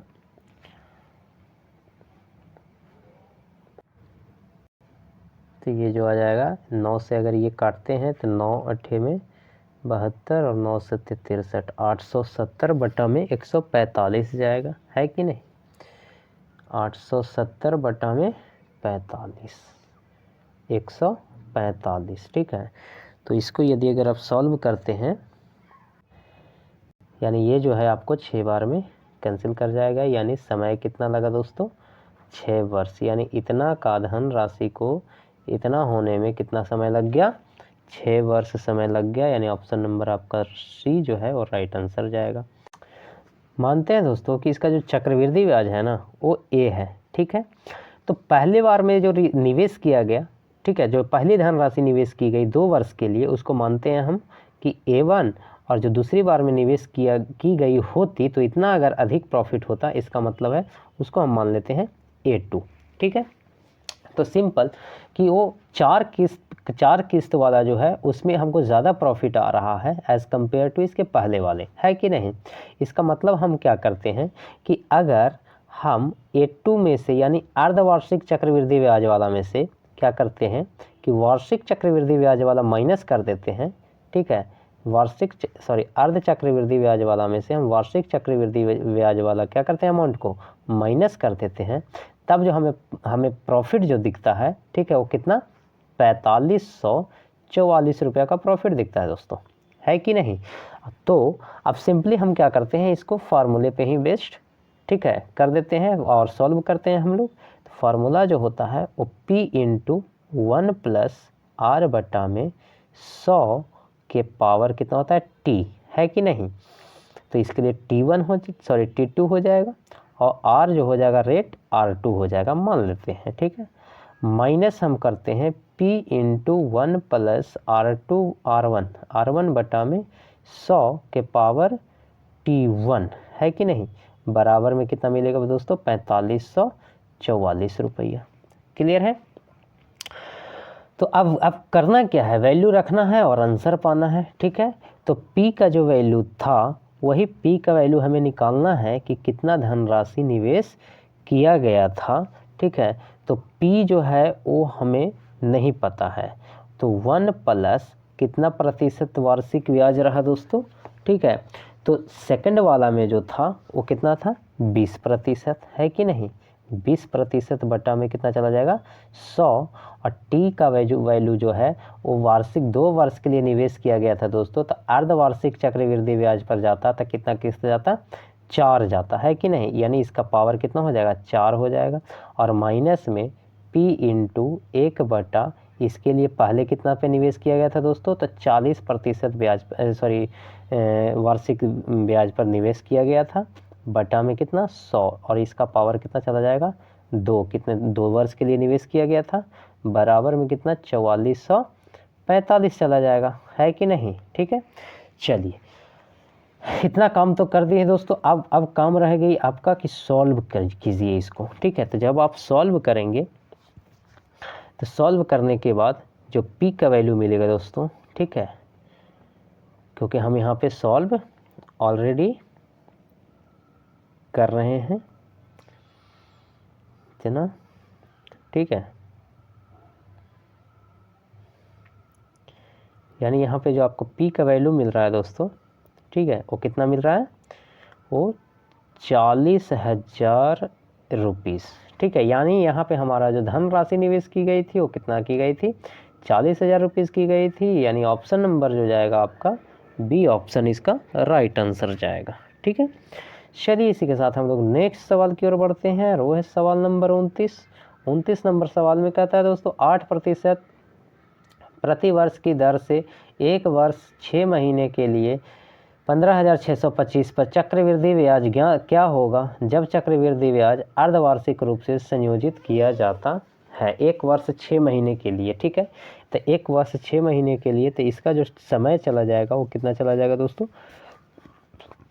और अर्धवार्षिक रूप से संयोजित किया है गया है, यानी कि 1 वर्ष में 2 हो गया, 6 महीना पे इसका ब्याज जा रहा है दोस्तों, यानी 6 वर्ष पे जा रहा है, यानी 3 बार इसका ब्याज जाएगा, है कि नहीं। ठीक है, तो सिंपली आप क्या करेंगे कि फार्मूले पे रखेंगे और आंसर पाएंगे। ठीक है, तो 8% वर्ष की दर से एक इतना के लिए इतना चक्रवृद्धि ब्याज क्या होगा। ठीक है, जब चक्रवृद्धि ब्याज अर्धवार्षिक रूप से संयोजित किया गया है।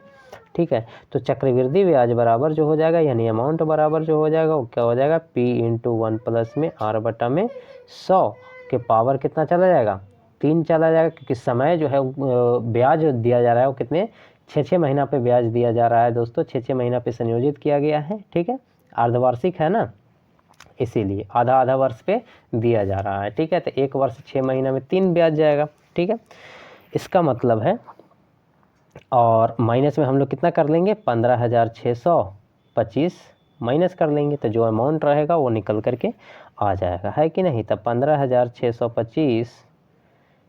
15,625 इंटू 1 प्लस कितना पे निवेश किया गया था दोस्तों, तो 8% पर निवेश किया गया था, है कि नहीं। तो आधा वर्ष में, ये वार्षिक है, तो आधा वर्ष में कितना होगा, 4% होगा दोस्तों, है कि नहीं। 100 के पावर कितना चला जाएगा, 3 माइनस 15,625। ठीक है दोस्तों, जब इसको आप सॉल्व करेंगे तो आपका जो आंसर आएगा वो कितना आ जाएगा, 1951 रुपीज़ इसका राइट आंसर जाएगा, यानी ऑप्शन नंबर जो जाएगा ए इसका राइट आंसर जाएगा। आइए दोस्तों, अब हम लोग नेक्स्ट सवाल की ओर बढ़ते हैं, और वही सवाल नंबर 30 कहता है 3 वर्षों के लिए 15% प्रति वर्ष की दर से किसी राशि के चक्रवृद्धि ब्याज और साधारण ब्याज के मध्य अंतर 243.50 है, राशि ज्ञात कीजिए। तो उसका राशि क्या है, यानी कि उसका मूलधन क्या है, ये पूछ रहा है दोस्तों। तो अंतर बता दिया है चक्रवृद्धि ब्याज और साधारण ब्याज। ठीक है, तो चक्रवृद्धि और साधारण ब्याज का अंतर यदि अगर निकाल लेंगे तो अंतर बराबर जो हो जाएगा वो चक्रवृद्धि ब्याज अमाउंट माइनस SI कर देते हैं, है कि नहीं, क्लियर।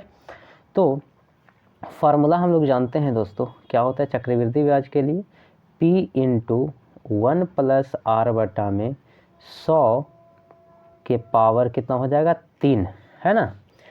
3 वर्षों के लिए बोल रहा है, इसीलिए समय को 3 लिख दिया ऊपर में, और माइनस में कितना, मूलधन को माइनस कर देंगे। ठीक है, तो ये आ जाएगा अमाउंट, यानी चक्रवृद्धि ब्याज में से माइनस करेंगे साधारण ब्याज को, तो साधारण ब्याज क्या होता है दोस्तों, तो PRT बटा में कितना हो जाएगा, 100 हो जाएगा। ठीक है, तो यहाँ से हम यदि अगर वैल्यू रखेंगे तो P का वैल्यू हमें निकालना है। तो अच्छा, इसका अंतर भी बताती है दोस्तों, इसका अंतर कितना के बराबर है, 283.50 के बराबर है। ठीक है, तो इसमें सिंपली हम लोग करेंगे क्या कि P × 1 प्लस R का वैल्यू बता दिया 15 बटा में कितना हो जाएगा, 100 के पावर 3 माइनस P, और माइनस कर लेंगे P × R का वैल्यू 15 और समय बताया है 3 वर्ष बटा में 100 बराबर में कितना चला जाएगा, 283.50। ठीक है, अब इसको आप सोल्व करके P का वैल्यू निकालिएगा दोस्तों। ठीक है, क्योंकि हमारे पास में उतना स्पेस है नहीं कि हम आपको सॉल्व करके दिखाएं। ठीक है, तो इसका सॉल्यूशन बहुत ही आसान है और आप लोग जानते भी हैं सॉल्व करने के लिए। तो आप सॉल्व कीजिएगा, सॉल्व करने के बाद जो आपका आंसर जाएगा वो आंसर प्राप्त होगा। ठीक है, वो हम आपको बता देते हैं। वो आंसर जो जाएगा आपका, इसका राइट आंसर जाएगा आपका ऑप्शन नंबर B। ठीक है, 4000। ठीक है दोस्तों, चलिए नेक्स्ट सवाल कहता है दोस्तों कि A और B की वर्तमान आयु का योगफल 30 वर्ष है, 5 वर्ष बाद उनकी आयु का अनुपात इतना हो जाता है। तो A की वर्तमान आयु ज्ञात कीजिए। ध्यान दीजिएगा दोस्तों, दोनों का योगफल बता दिया है 30 वर्ष है, यानी कि अगर A की उम्र X मानते हैं तो B की उम्र Y मान लेते हैं। दोनों का योगफल बता दिया है 30 वर्ष। ठीक है, और दूसरा बताया 5 वर्ष बाद, यानी X + 5 बटा में क्या हो जाएगा, Y + 5। दोनों का अनुपात जो बताया है 3 बटा में 9 बताया है दोस्तों। ठीक है, तो ये अगर कैंसिल करते हैं तो 3 तिहाई 9 3 बार में कट जाएगा, यानी कितना इक्वेशन तैयार हो जाएगा, 5 तिहाई 15 बराबर में हो जाएगा Y + 5, यानी 3x माइनस वाई बराबर, ठीक है, -10 हो जाएगा। ठीक है, तो ये इक्वेशंस तैयार हुए। ये इक्वेशन फर्स्ट मानिए तो ये वाला इक्वेशन हो जाएगा सेकंड। ठीक है, तब कहता है कि ए की वर्तमान आयु कितना होगा। तो ए की वर्तमान आयु निकालने के लिए क्या हम लोग करेंगे, ये वाला तो कट जाएगा, तो एक्स का वैल्यू जो आ जाएगा वो कितना आ जाएगा, एक्स की वैल्यू जो आ जाएगा 3 और 1 4, यानी 4 1 बराबर में कितना मिल जाएगा, 30 में से 10 जाएगा तो 20, यानी 5 चौके 20, एक्स बराबर कितना मिल जाएगा दोस्तों, 5 वर्ष। ठीक है, एक्स बराबर 5 वर्ष। तो यहाँ पे आपको ऑप्शन नंबर कौन सा चला जाएगा, एक्स बराबर, यानी ए का जो वर्तमान आयु होगा वो, सॉरी ऑप्शन तो है ही नहीं इसमें। ठीक है, यानी इसका ये जो होगा राइट आंसर जाएगा उपयुक्त में से कोई नहीं जाएगा। ठीक है, यहाँ तो ऑप्शन है ही नहीं। चलिए नेक्स्ट सवाल में हम लोग चलते हैं, और वो है सवाल नंबर 32। 32 नंबर जो सवाल है वो क्या हो जाएगा कि ए की वर्तमान आयु के 2 गुने और बी की वर्तमान आयु के 3 गुने का योग 106 है। ठीक है दोस्तों, ए की वर्तमान आयु के 2 गुने और बी की वर्तमान आयु के 3 गुने का योग जो है वो कितना है, 106 है। सिंपल इसमें मान लेते हैं दोस्तों कि वर्तमान आयु ए और बी का जो है ना वो एक्स और वाई है। ठीक है, कितना है, एक्स और वाई है। तो कह रहा है कि वर्तमान आयु ए का 2 गुने और इसका 3 गुने का योग जो है वो कितना है, 106 है। ठीक है, तो वर्तमान आयु का योग जो है 106 है। इसका मतलब है कि क्या हो जाएगा कि इसमें यदि अगर हम लोग ऐसा करते हैं, ठीक है, तो 2 गुने यानी 2x प्लस में 3y इज इक्वल्स टू 106 हो जाएगा, है कि नहीं, कोई दिक्कत। चलिए अब आगे जो कहता है दोस्तों कि b की वर्तमान आयु का 4 गुना, b की वर्तमान आयु का 4 गुना और a की वर्तमान आयु का 3 गुना से 11 वर्ष अधिक है। अब 11 वर्ष अधिक का मतलब ये है कि b का 4 गुना है और a का 2 गुना है, 3 गुना है, तो 3x प्लस क्या चला जाएगा, 3x प्लस में 4y इज इक्वल्स टू कितना हो जाएगा दोस्तों, 22। 11 वर्ष क्या है, अधिक है कि नहीं, सॉरी 11 ना होगा, 11। ठीक है, तो इसमें हम लोग सिंपली क्या करते हैं, इसमें सिंपली हम लोग क्या करते हैं कि 2 से मल्टीप्लाई कर दीजिए, एक को तो हटाना पड़ेगा ना, तो 2 से दोनों में मल्टीप्लाई कर देते हैं तो क्या मिल जाता है आपको, अच्छा ये माइनस में ना जाएगा। ठीक है, क्लियर, ये माइनस में चला जाएगा तो कितना हो जाएगा, इसमें 3 से और इसमें 2 से मल्टीप्लाई कर दीजिए।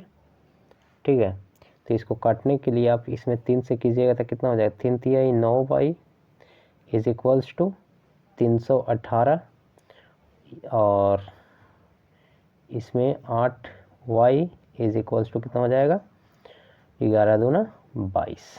ठीक है, यानी 8 9 17y बराबर जो हो जाएगा वो कितना हो जाएगा, टोटल जोड़ेंगे तो 340। ठीक है, 17 दूना 34, यानी y बराबर जो हो जाएगा वो 20 आ जाएगा। जब y का वैल्यू 20 आएगा तो x का वैल्यू जो है वो कितना चला जाएगा, तो x का वैल्यू किसी में भी रख दीजिए। ठीक है, तो 2x is equals to 106 minus में चला जाएगा 60, तो x इज इक्वल्स टू जो आ जाएगा वो कितना आ जाएगा, 23।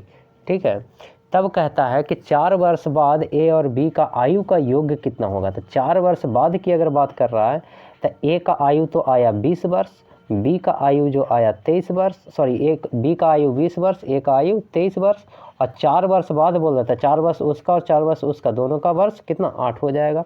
ठीक है, तो ये हो जाएगा 43 और 8 जो जाएगा वो कितना जाएगा, 51, यानी टोटल योग्य जो हो जाएगा ऑप्शन नंबर सी इसका राइट आंसर जाएगा 51 वर्ष। ठीक है, चलिए आगे हम लोग सवाल नंबर 33 की ओर बढ़ते हैं, और 33 नंबर सवाल में जो है वो कहता है 10 वर्ष पहले ए और बी की आयु का अनुपात इतना था, अब से 15 वर्ष बाद उनकी आयु का अनुपात इतना होगा, अब से 15 वर्ष बाद ए की आयु की कितनी होगी। यानी ध्यान दीजिएगा दोस्तों, तो 10 वर्ष बाद बोल रहा है, यानी ए और बी के आयु का अनुपात जो मानते हैं वो एक्स और वाई मानते हैं, तो एक्स बट्टा में वाई हो जाएगा। 10 वर्ष पहले बोल रहा है, यानी माइनस दोनों में क्या कर लेंगे, 10 कर लेंगे, बराबर में कितना बचता है 5 बटा में 9। ठीक है, तो यानी ये कितना हो जाएगा 9x minus 5y is equals to 40। जब सॉल्व कीजिएगा इक्वेशन फर्स्ट हो जाएगा। ठीक है, अगर 15 वर्ष बाद की बात करें दोस्तों, तो यानी x बट्टा वाई में क्या करेंगे, 15 वर्ष बाद यानी 15 ऐड कर देंगे, तब जो मिलेगा वो कितना अनुपात मिलता है, 15 बटा में 17 अनुपात मिलता है। ठीक है, तो यहाँ से इक्वेशंस जब आप तैयार करेंगे तो 17 इतना और 15 17 255, ठीक है, is equals to 15y plus 225। ठीक है, तो क्रॉस मल्टीप्लाई करेंगे तब दोस्तों ऐसा होगा। ठीक है, 17x प्लस 255 बराबर में कितना चला जाएगा, 15y प्लस में 15 15 125। ठीक है, यानी दूसरा जो इक्वेशंस आपका जो आएगा वो कितना आएगा, 17x माइनस 15y बराबर में 17x माइनस 15y बराबर में कितना चला जाएगा, -30। ठीक है, ये इक्वेशंस आपको हो गया सेकंड। तो पहला इक्वेशंस क्या था पहला इक्वेशंस जो था वो क्या था, 9x minus 5y is equals to 40, और दूसरा इक्वेशंस जो था वो 17x माइनस 15y बराबर में -30 है कि नहीं। तो यहाँ पे समीकरण फर्स्ट और सेकंड को जब सॉल्व कीजिएगा तो x का वैल्यू जो आ जाएगा वो कितना आ जाएगा, 15 आएगा, और y का वैल्यू जो आएगा वो 19 आएगा। ठीक है, तो 15 वर्ष बाद जो है वो ए की आयु पूछ रहा है, यानी ए की आयु कितना आया है 15 वर्ष, और 15 वर्ष बाद जो मिलेगा तो यानी 15 15 कितना मिलेगा 30 वर्ष, यानी इसका जो राइट आंसर जाएगा ऑप्शन नंबर सी हो जाएगा। 34 नंबर सवाल कहता है 7 क्रमागत संख्याओं के एक अनुक्रम पर विचार कीजिए, यदि पहली 5 संख्याओं का औसत z है तो अंतिम 3 संख्याओं का औसत क्या होगा। तो सिंपली ध्यान दीजिएगा दोस्तों, 7 क्रमागत संख्या यानी 1 2 3 4 5 6 और 7 क्रमागत संख्याओं का योग यदि अगर देखेंगे तो इसका औसत अगर निकालते हैं, ठीक है, तो सबको प्लस कर देंगे, तो 1 + 2 + 3 + 4 + 5 + 6 + 7 बटा में 7 कर लेंगे। ठीक है, तो 7 6 13 5 18 4 22 3 25 25 3 28। ठीक है, यानी कितना चला जाएगा दोस्तों, ये वाला जो आपका जाएगा, अच्छा पहली 5 संख्याओं का पूछ रहा है दोस्तों, पहली 5। ठीक है, सॉरी 1 मिनट, पहली 5 संख्याओं का पूछ रहा है। 7 क्रमांक संख्या का अनुक्रम है ना, पहली 5 संख्याओं का औसत z है। ठीक है, पहली 5 संख्याओं का औसत z है, यानी z बराबर में कितना हो जाएगा, 1 + 2 + 3 + 4 प्लस में 5 और बटा में कितना चल जाएगा 5, तो 5 4 9 3 12 3 15 15 बटा में कितना हो जाएगा 5, यानी z का जो वैल्यू आ गया वो कितना आ गया 5 3 15 यानी 3। ठीक है, z का वैल्यू कितना आ गया दोस्तों 3। और कह रहा है कि अंतिम 3 संख्याओं का औसत ज्ञात कीजिए, तो अंतिम 3 संख्याओं का जो औसत होगा वो अंतिम 3 संख्या कौन कौन सा है, 5 है 6 है और 7 है। तो इसका कितना हो जाएगा औसत, 7 6 13 5 18 बटा में 3 हो जाएगा, बराबर में कितना हो जाएगा 6। ठीक है, तो या तो 6 होगा और 6 और नहीं तो z बराबर कितना आया था 3 आया था। क्या इसको हम 3 + 3, 6 को 3 + 3 लिख सकते हैं ना, और एक 3 के बदले हम z लिख सकते हैं और प्लस में 3 लिख सकते हैं, यानी z प्लस में कितना हो जाएगा 3 हो जाएगा। ऑप्शन नंबर आपका ए जो है राइट आंसर जाएगा। चलिए नेक्स्ट सवाल की ओर बढ़ते हैं और सवाल नंबर है 35। कहता है एक कक्षा में 9 लड़के एवं कुछ लड़कियां थी। एक परीक्षा में लड़कों को 13 औसत अंक प्राप्त हुए जबकि लड़कियों द्वारा प्राप्त औसत अंक 15 थे। यदि अंकों का कुल औसत 14.28 हो तो कक्षा में विद्यार्थियों की कुल संख्या कितनी होगी। यानी ध्यान दीजिएगा दोस्तों, बहुत आसान सा सवाल है। ठीक है, मान लेते हैं लड़का की संख्या तो दिया हुआ है बट लड़की की संख्या में पता नहीं है, तो लड़की की संख्या मान लेते हैं x। ठीक है, तो इसमें 9 लड़का है जिसका औसत अंक कितना आता है दोस्तों, 13 आता है। प्लस में मान लेते हैं कि x लड़की है जिसका औसत अंक कितना आता है दोस्तों, 15 आता है कि नहीं। बराबर में यदि अंकों का कुल औसत कितना है, 14.28 है। ठीक है दोस्तों, तब कहता है कि कक्षा में विद्यार्थियों की कुल संख्या कितनी होगी। तो ध्यान दीजिएगा, अच्छा इनटू में कितना चला जाएगा दोस्तों, x प्लस में 9 यानी कुल लड़कों की संख्या है कि नहीं। तो ये 13 नमा हो जाएगा 117 प्लस में 15x बराबर में 14.28 प्लस में इसको जब आप मल्टीप्लाई कीजिएगा तो आपको मिल जाएगा दोस्तों 128.52। ठीक है दोस्तों, यहाँ से जब x का वैल्यू आप निकालिएगा ना, तो x का वैल्यू जो आपका आ जाएगा, ठीक है, x का वैल्यू कितना आएगा, ठीक है, x का वैल्यू जो आ जाएगा वो 16 आ जाएगा। ठीक है, यानी लड़कियों की जो संख्या थी वो कितना थी, 16 थी, है कि नहीं। लड़कियों की संख्या 16, तो कक्षा में विद्यार्थियों की कुल संख्या कितना थी, तो 16 लड़कियों की संख्या और 9 लड़कों की संख्या, तो 16 9 टोटल कितना संख्या, 25। यानी विद्यार्थियों की कुल संख्या जो थी वो 25 थी। ऑप्शन नंबर बी इसका राइट आंसर जाएगा। चलिए आगे हम लोग 36 नंबर सवाल की ओर बढ़ते हैं। कहता है 40 छात्रों की आयु का औसत 30 वर्ष है, 25 छात्रों की आयु का औसत 36 वर्ष है, बाकी छात्रों की आयु का औसत ज्ञात कीजिए। यानी ध्यान देने वाली बात है दोस्तों कि 40 छात्रों का औसत आयु कितना है, 30 वर्ष है। अब इसमें से हम माइनस कर देते हैं, 25 छात्रों की आयु जो है 36 वर्ष है, बटा में कर देते हैं 40 माइनस 25, है कि नहीं। 40 माइनस में कितना, 25, तो बाकी जो बचेगा वो निकल जाएगा, सिंपल सी बात है। ठीक है, यानी कितना हो जाएगा, 4 3 12, 1200 माइनस में 900 बटा में कितना चला जाएगा, 15 चला जाएगा।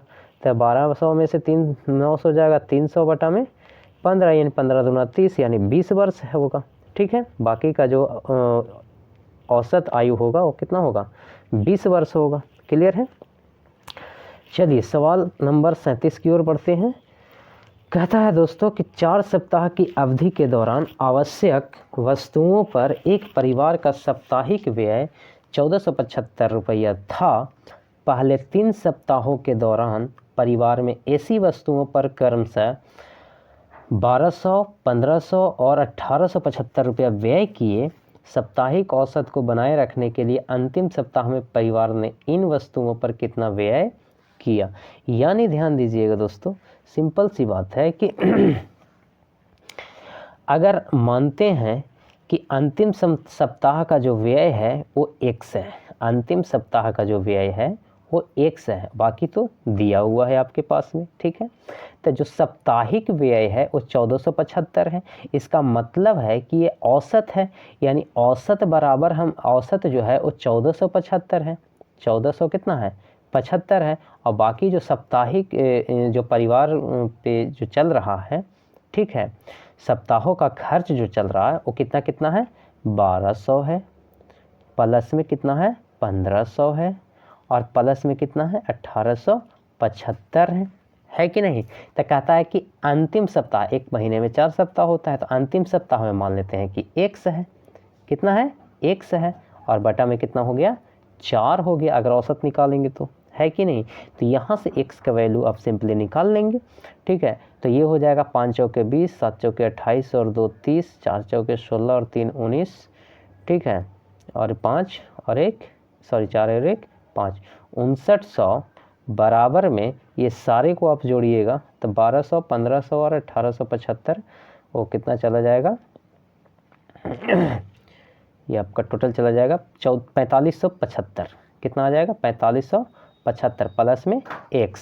अब क्या करेंगे, x बराबर 5900 में से 4575 क्या कर देंगे, माइनस कर देंगे, सिंपल। तो जो आएगा x का वैल्यू वो कितना आ जाएगा, वो आ जाएगा 1325। क्लियर है दोस्तों।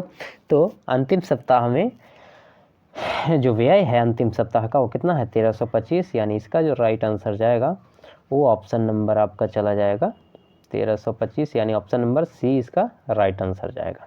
क्लियर है। चलिए 38 नंबर सवाल की ओर चलते हैं और 38 नंबर सवाल में कहता है दोस्तों कि 60 किलोमीटर की दूरी तय करने में अर्जुन रोहित से 2 घंटे अधिक लेता है। यदि अर्जुन अपनी चाल को दोगुना कर ले तो वह रोहित से 1 घंटा कम समय लेगा। अर्जुन की आरंभिक चाल ज्ञात कीजिए। ठीक है दोस्तों, तो अर्जुन की आरंभिक चाल ज्ञात करने के लिए ध्यान दीजिएगा, मान लेते हैं अर्जुन का जो चाल है x किलोमीटर पर आवर है और रोहित का जो चाल है वो y किलोमीटर पर आवर है कि नहीं। और देखिए दूरी वाला क्वेश्चन है भाई, चाल वाला क्वेश्चन है, तो हम लोग सिंपल से चाल बराबर जानते हैं दूरी बटा में समय होता है। ठीक है, तो इस फार्मूले को याद रखिएगा और इसी फार्मूला पे हम लोग काम करते हुए आगे बढ़ेंगे। ठीक है, तो हमने अर्जुन की चाल मान ली है, अर्जुन की जो चाल मानी है, ध्यान दीजिएगा, अर्जुन की जो चाल मानी है वो x मानी है और रोहित की जो चाल मानी है वो कितना मानी है y मानी है। ठीक है, तब कहता है कि 2 घंटे अधिक लेता है 60 किलोमीटर दूरी तय करने में, है कि नहीं। तो बताइए कि समय जो होगा वो समय बराबर हम देखते हैं तो क्या होता है दोस्तों, दूरी बटा में चाल, दूरी बटा में क्या होता है चाल होता है। इसका मतलब है कि अगर x kilometre per hour Arjun के द्वारा तय की गई दूरी, y kilometre per hour Rohit के द्वारा तय की गई दूरी, इसका मतलब है कि दूरी यदि अगर देखें तो दूरी कितना हो जाएगा 60 बटा में चाल, कितना हो जाएगा चाल कितना हो जाएगा x माइनस 60 बटा में y बराबर समय कितना लेता है दोस्तों 2 घंटा अधिक लेता है कि नहीं। ठीक है, तो इसको अगर इक्वेशन हम फर्स्ट मानते हैं, ठीक है, वही कहता है कि वह रोहित से 1 घंटा समय कम लेता है। यदि अर्जुन अपनी चाल को दोगुना कर ले, अर्जुन जो है अपना चाल को क्या कर ले दोगुना कर ले, यानी 60 बटा में कितना चला जाएगा y माइनस में 60 बटा में कितना चला जाएगा दोगुना कर ले, अर्जुन जो है वो दोगुना कर लेगा स्पीड, तो 1 घंटा समय कम लेगा। ठीक है, तो ये इक्वेशंस तैयार हो गए। अब यहाँ से सिंपली हम लोग क्या करेंगे x और y का वैल्यू निकाल लेंगे। ठीक है, तो फर्स्ट समीकरण को सेकंड में आप पुट कर सकते हैं, यहाँ से x y का वैल्यू आसानी से निकाल सकते हैं। ठीक है, तो x y का वैल्यू निकालने के लिए देखिए, तो इसको आप फर्स्ट और सेकंड को दोनों को अगर सॉल्व करते हैं तो ये वाला तो पहला वाला ये कट जाएगा, है कि नहीं।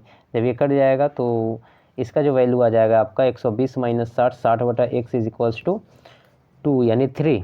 ठीक है, तो 60 बटा में 1 मिनट कितना आ जाएगा 60 बटा में 2x इज इक्वल्स टू 3, यानी x का जो वैल्यू आएगा 30 दूना 60। ठीक है, यानी 10 किलोमीटर पर आवर, यानी अर्जुन का जो प्रारंभिक चाल होगा वो कितना होगा दोस्तों 10 किलोमीटर पर आवर होगा। ऑप्शन नंबर सी जो है वो इसका राइट आंसर जाएगा। नेक्स्ट जो सवाल है दोस्तों, कहता है कि स्टॉपेज को छोड़कर एक बस की चाल 45 किलोमीटर पर आवर है। ठीक है, और स्टॉपेज सहित उसकी चाल 27 किलोमीटर पर आवर है। बस प्रति घंटे कितने मिनट के लिए रुकती है। यानी ध्यान देना है दोस्तों, ये सिंपल सा, ठीक है, अगर समय निकालने के लिए बोल रहा है कि कितनी मिनट रुकती है, तो समय बराबर चाल बटा दूरी बटा में क्या होता है चाल होता है। तो यहाँ सिर्फ हम लोग क्या कर लेंगे चालों का अंतर, यानी समय बराबर किसके बराबर समय बराबर चालों का अंतर, यानी 45 माइनस में कितना 27 बटा में कितना चला जाएगा 45 चला जाएगा, है कि नहीं। ठीक है, तो 45 में से 27 जाएगा यानी 18 बटा में कितना 45, यानी 2 बटा में कितना हो जाएगा 5 हो जाएगा, है कि नहीं। ठीक है, यानी अगर इसको मिनट में कन्वर्ट करेंगे तो 60 से गुना कर देंगे, 6 12 25 12 24, यानी 24 मिनट जो है वो आपका जो है प्रति घंटे मिनट के लिए रुकेगी, 24 मिनट के लिए रुकेगी, यानी ऑप्शन नंबर जो है आपका राइट आंसर जाएगा ए। इसी के साथ हम लोग 40 नंबर सवाल पे चलते हैं। 40 नंबर सवाल कहता है दोस्तों, एक चोर 40 किलोमीटर दूर स्थित एक शहर की ओर 60 किलोमीटर प्रति घंटा की चाल से कार चलाते हुए भागता है। सिर्फ 30 मिनट बाद पुलिस 80 किलोमीटर प्रति घंटा की चाल से पीछा करना शुरू करती है। चोर के पकड़े जाने तक पुलिस द्वारा तय की गई दूरी कितनी होगी। यानी ध्यान दीजिएगा दोस्तों, इसमें कहना ये चाहता है, ठीक है, कि वो जो है चोर जो है वो 60 किलोमीटर प्रति घंटा की चाल से कार चला रहा है, ठीक है, और शहर से 400 किलोमीटर दूर भी है। तो सिंपल यदि अगर 30 मिनट में तय की गई दूरी यदि अगर हम निकालते हैं दोस्तों, ठीक है, तो क्या चला जाएगा 60 बटा में 60 गुना 30 मिनट में, 30 मिनट का मतलब आधा घंटा, 1/2 घंटा है कि नहीं, तो 30 हो जाएगा। यानी 30 मिनट में कितना दूरी तय कर लेगा दोस्तों, 30 किलोमीटर की दूरी तय कर लेगा।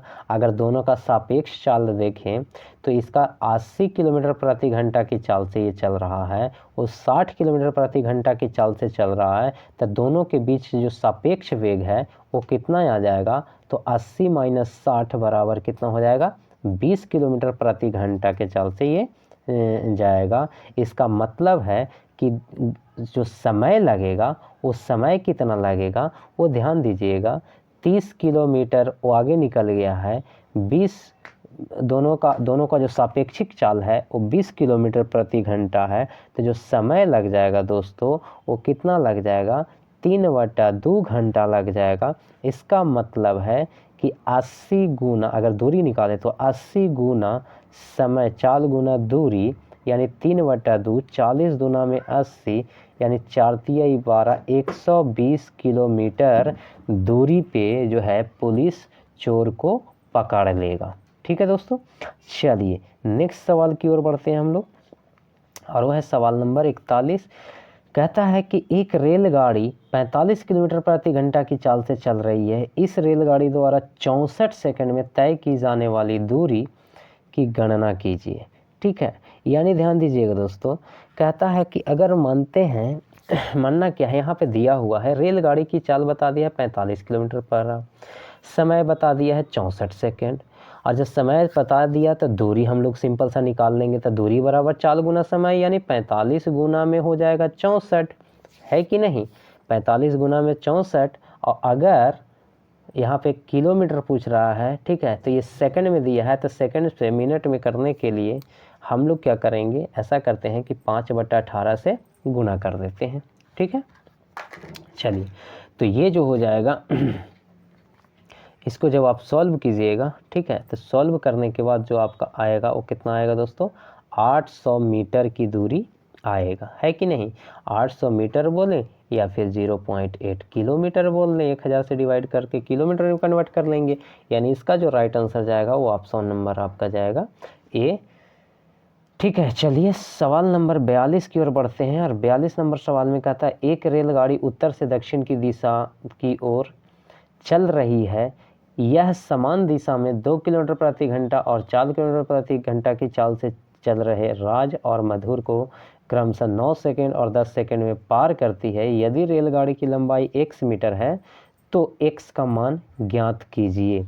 यानी ध्यान दीजिएगा दोस्तों, ध्यान देने वाली बात यह है कि अगर रेलगाड़ी की चाल हम मानते हैं कि y किलोमीटर है, y किलोमीटर प्रति घंटा है, तो चाल बराबर हम लोग जानते हैं दोस्तों कि दूरी बटा में समय होता है। ठीक है, तो कहता है कि 2 किलोमीटर और 4 किलोमीटर की चाल से चल रहे हैं, यानी y किलोमीटर रेलगाड़ी की स्पीड है, तो y - 2 = x बटा में 9 कर देंगे, क्योंकि 9 सेकंड के लिए चला। ठीक है, और तो यहाँ से y का जो वैल्यू हो जाएगा वो कितना हो जाएगा 9 सेकंड, अच्छा घंटा में इसको करेंगे ना, सेकंड जो है घंटा में कर देंगे, तो 3600 से डिवाइड करना पड़ेगा, तो 3600 ऊपर चला जाएगा, है कि नहीं। ठीक है, तो y का जो वैल्यू जाएगा वो सॉल्व कीजिएगा तो आ जाएगा कितना 400 x + में 2, इसको इक्वेशन फर्स्ट मानिए।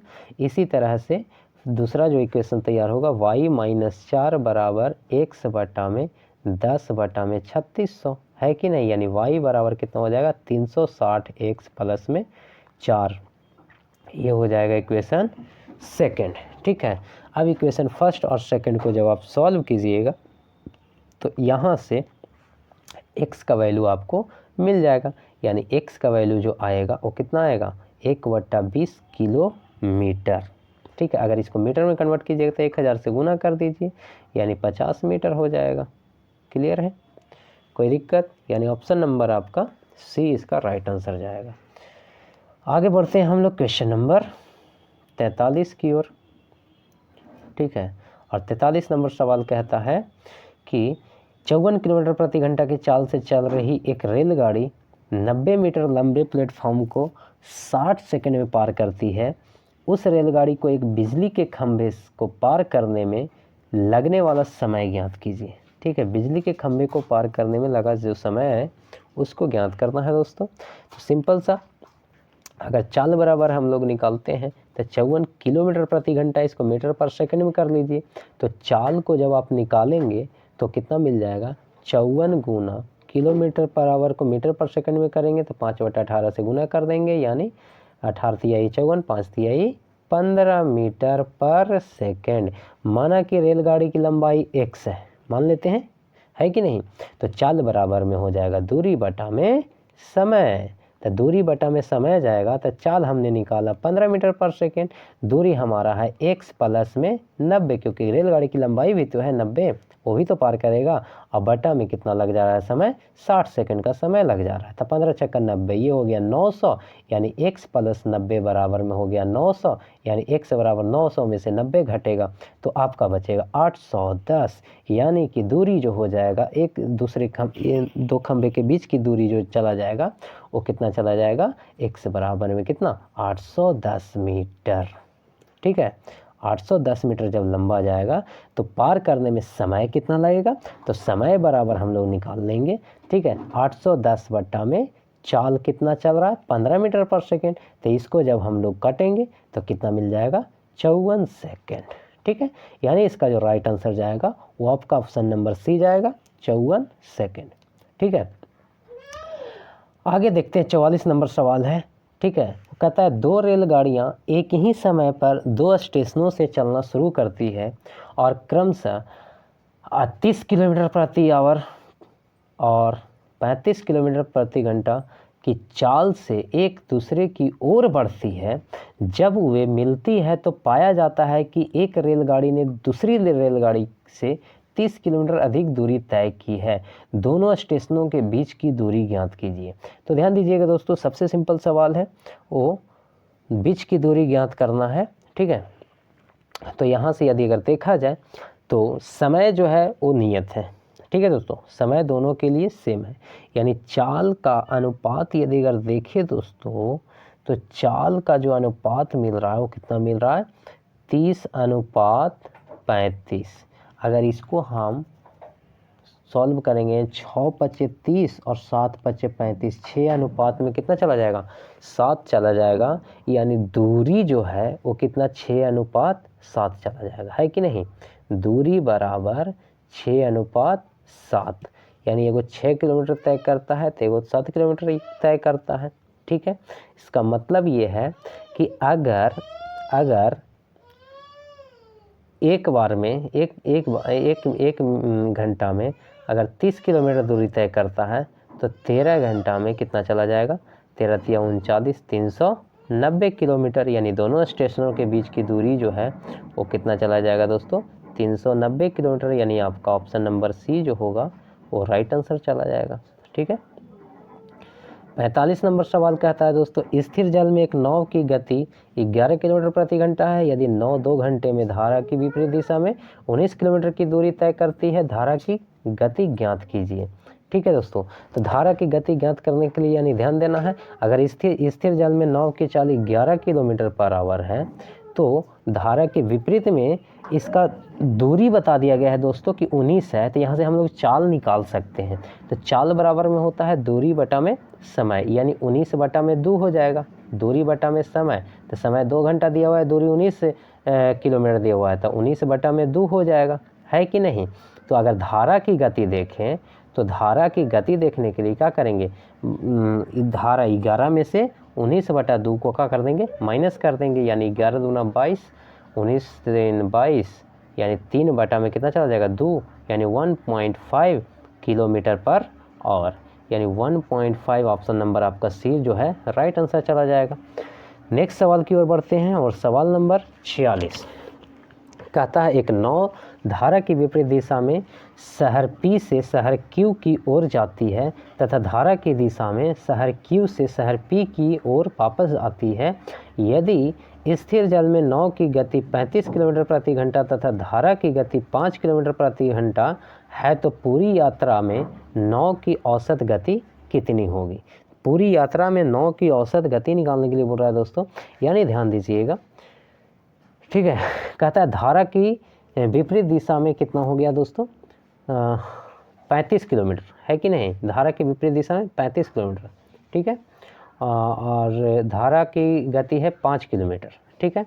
तो धारा के विपरीत वाला जो चला जाएगा 35 माइनस 5 यानी 30 किलोमीटर प्रति घंटा के हिसाब से जाएगा धारा की विपरीत दिशा में, लेकिन धारा की दिशा में 5 किलोमीटर प्रति घंटा थी। 35 में 5 क्या हो जाएगा, ऐड हो जाएगा, यानी 40 किलोमीटर प्रति घंटा के हिसाब से जाएगा। अगर इसकी औसत गति निकालना होगा तो सिंपल क्या करेंगे, 2ab बटा में a प्लस b कर देंगे। इसका मतलब है 2 × 30 गुना 40 बटा में 30 प्लस 40, है कि नहीं, ठीक है। अब जो भी होगा इसको हम लोग काट छट करके आंसर ले आएंगे, ठीक है। वो कितना हो जाएगा, तो हो जाएगा 2 गुना में 40 गुना में 30 बटा में कितना हो जाएगा 70। ये एक ज़ीरो से एक ज़ीरो कैंसिल करेगा, ठीक है। 4 × 12 दूना 24, 240 बटा में 7, 7 × 21, 7 चौके 28 और 7 दूना 14 8, ठीक है। यानी इतना किलोमीटर प्रति घंटा के हिसाब से ये आगे बढ़ेगा, यानी ऑप्शन नंबर बी जो होगा इसका राइट आंसर होगा, ठीक है। चलिए, तो कि किसी समकोण त्रिभुज के कर्ण की लंबाई 13 सेंटीमीटर और अन्य दो भुजाओं में से एक भुजा की लंबाई 5 सेंटीमीटर है, त्रिभुज का क्षेत्रफल कितनी होगी। तो त्रिभुज का क्षेत्रफल निकालने के लिए दोस्तों ध्यान दीजिएगा, सिंपल सी है कि अगर एक समकोण त्रिभुज है, ध्यान दीजिएगा ये एक समकोण त्रिभुज है, तो इसमें कर्ण की लंबाई 13 बता दिया, एक अन्य भुजा 5 बता दिया, तो ये वाला भुजा हो जाएगा 12। अब कैसे होगा, पाइथागोरस प्रमेय लगा देंगे, है कि नहीं। तो 13 के स्क्वायर में 5 के स्क्वायर के अंडर रूट हो जाएगा, तो 169 माइनस 25 144, 144 का रूट होता है 12, सिंपल, ठीक है। तो यहाँ समकोण त्रिभुज का क्षेत्रफल निकालने के लिए बोल रहा है, समकोण त्रिभुज का क्षेत्रफल जो होता है वो हाफ इंटू आधार गुना ऊंचाई होता है कि नहीं, ठीक है। तो हाफ इंटू ऊंचाई जो है, आधार जो है वो 5 है, ऊंचाई कितना है 12 है, ठीक है। तो ये वाला कट जाएगा 6 दूना 12 यानी 6 × 30, यानी इसका जो आंसर होगा वो सी ऑप्शन चला जाएगा 30 स्क्वायर मीटर, ठीक है। चलिए नेक्स्ट सवाल है 48 नंबर, और 48 नंबर सवाल में कहता है दोस्तों कि 150 मीटर व्यास वाले एक वृत्ताकार मैदान की परिधि 3 मीटर की एक समान चौड़ाई वाले वृत्ताकार पथ का क्षेत्रफल ज्ञात कीजिए। यानी कि एक वृत्त है दोस्तों, ठीक है, एक वृत्त है जिसका व्यास 150 मीटर बता दिया है, यानी इसका जो त्रिज्या है वो कितना हो जाएगा 75 सेंटीमीटर हो जाएगा, 75 मीटर, ठीक है। और इस पथ की जो चौड़ाई बताया है ना, ये 3 मीटर बताया है दोस्तों, ठीक है। तो आप वलय का क्षेत्रफल जानते होंगे, यहाँ से वलय के क्षेत्रफल से अगर निकाल देते हैं कि बड़ी त्रिज्या का स्क्वायर माइनस छोटी त्रिज्या के स्क्वायर, कहने का मतलब पाई आर के स्क्वायर माइनस पाई आर के स्क्वायर, यदि अगर कर देते हैं स्मॉल आर, ठीक है। तो 75 3 हो जाएगा 78, यानी पाई इंटू 78 के स्क्वायर माइनस पाई इंटू 75 के स्क्वायर हो जाएगा ना, ठीक है। पाई अगर कॉमन लेते हैं 78 का स्क्वायर होता है, पाई कॉमन लेते हैं 78 का जो स्क्वायर होता है वो 78 के स्क्वायर करके और 75 के स्क्वायर करके दोनों को माइनस कर दीजिएगा, ठीक है। तो आपको जो मिलेगा वो कितना मिलेगा 469 पाई मीटर स्क्वायर, ठीक है दोस्तों। यानी इसका जो राइट आंसर जाएगा वो 459, ठीक है, 459, ऑप्शन नंबर सी इसका राइट आंसर जाएगा, ठीक है। चलिए आगे नेक्स्ट क्वेश्चन है 49 नंबर, कहता है एक आयताकार भूखंड के विकर्ण और एक भुजा के माप क्रमशः 65 मीटर और 63 मीटर उस आयताकार भूखंड का परिमाप ज्ञात करें। तो परिमाप ज्ञात करने के लिए दोस्तों यानी ध्यान दीजिएगा, एक आयताकार है जिसका विकर्ण बता दिया गया है 65 और एक भुजा बता दिया गया है 63, तो ये दूसरा भुजा निकाल लेंगे दोस्तों पाइथागोरस के प्रमेय से, है कि नहीं। तो 65 के स्क्वायर माइनस 63 के स्क्वायर बराबर जो मिलेगा वो कितना मिलेगा आपको 16 256 यानी 16 का हो जाएगा, यानी 16 हो जाएगा ये वाला। ठीक है, तो परिमाप जो निकालेंगे वो कितना हो जाता है 2 × L + B आयत का परिमाप। तो 2 × L का वैल्यू है 63 और B का वैल्यू है 16। ठीक है, 16 और 63 जोड़ेंगे 6 3 9 6 और 1 7 गुना में 2, तो ये चला जाएगा आपका 158 मीटर, यानी इसका जो राइट आंसर जाएगा ऑप्शन नंबर सी जो है वो राइट आंसर जाएगा। ठीक है, चलिए इस क्वेश्चन का, ठीक है, सेट का लास्ट क्वेश्चन है दोस्तों। इस सेट का लास्ट क्वेश्चन और क्वेश्चन नंबर 50 है। कहता है कि एक घनाभ की भुजाएं 1:2:3 के अनुपात में है और इसका आयतन 1296 सेंटीमीटर क्यूब है, तो घनाभ का पृष्ठीय क्षेत्रफल ज्ञात कीजिए। ठीक है, तो ध्यान दीजिएगा दोस्तों, L का वैल्यू मान लेते हैं एक, यानी x है, तो B का वैल्यू है 2x, C का वैल्यू है 3x। ठीक है, तो अगर इसकी घनाभ का पृष्ठीय क्षेत्रफल अगर ज्ञात करना होगा दोस्तों, तो सिंपली हम लोग करेंगे क्या कि घनाभ का सबसे पहले तो आयतन निकाल लेते हैं। ठीक है, और आयतन दिया हुआ है 1296 सेंटीमीटर क्यूब। ठीक है, तो कितना हो जाएगा LBH, घनाभ का आयतन क्या होता है LBH। तो LBH को हमने क्या माना x × 2x × 3x बराबर 1296 हो जाएगा, है कि नहीं। 3 दूना 6, x क्यूब बराबर 1296, यानी x क्यूब बराबर जो आपका हो जाएगा वो 1296 बटा में 6 चला जाएगा, यानी x का जो वैल्यू आ जाएगा यहाँ से आपको 6 सेंटीमीटर आ जाएगा। कितना सेंटीमीटर 6 सेंटीमीटर। इसका मतलब कि लंबाई का वैल्यू जो हो गया 6 सेंटीमीटर, चौड़ाई का वैल्यू 6 दूना 12 और ऊंचाई का वैल्यू 6 3 18। ठीक है, तो यहाँ से पृष्ठीय क्षेत्रफल निकाल लेंगे। तो घनाभ का पृष्ठीय क्षेत्रफल होता है दोस्तों 2 × LB + BH + LH। ठीक है, अब यहाँ से जब आप वैल्यू रख करके सॉल्व कीजिएगा तो कितना मिल जाएगा 6 × 12 + 12 × 18 + 18 × 6।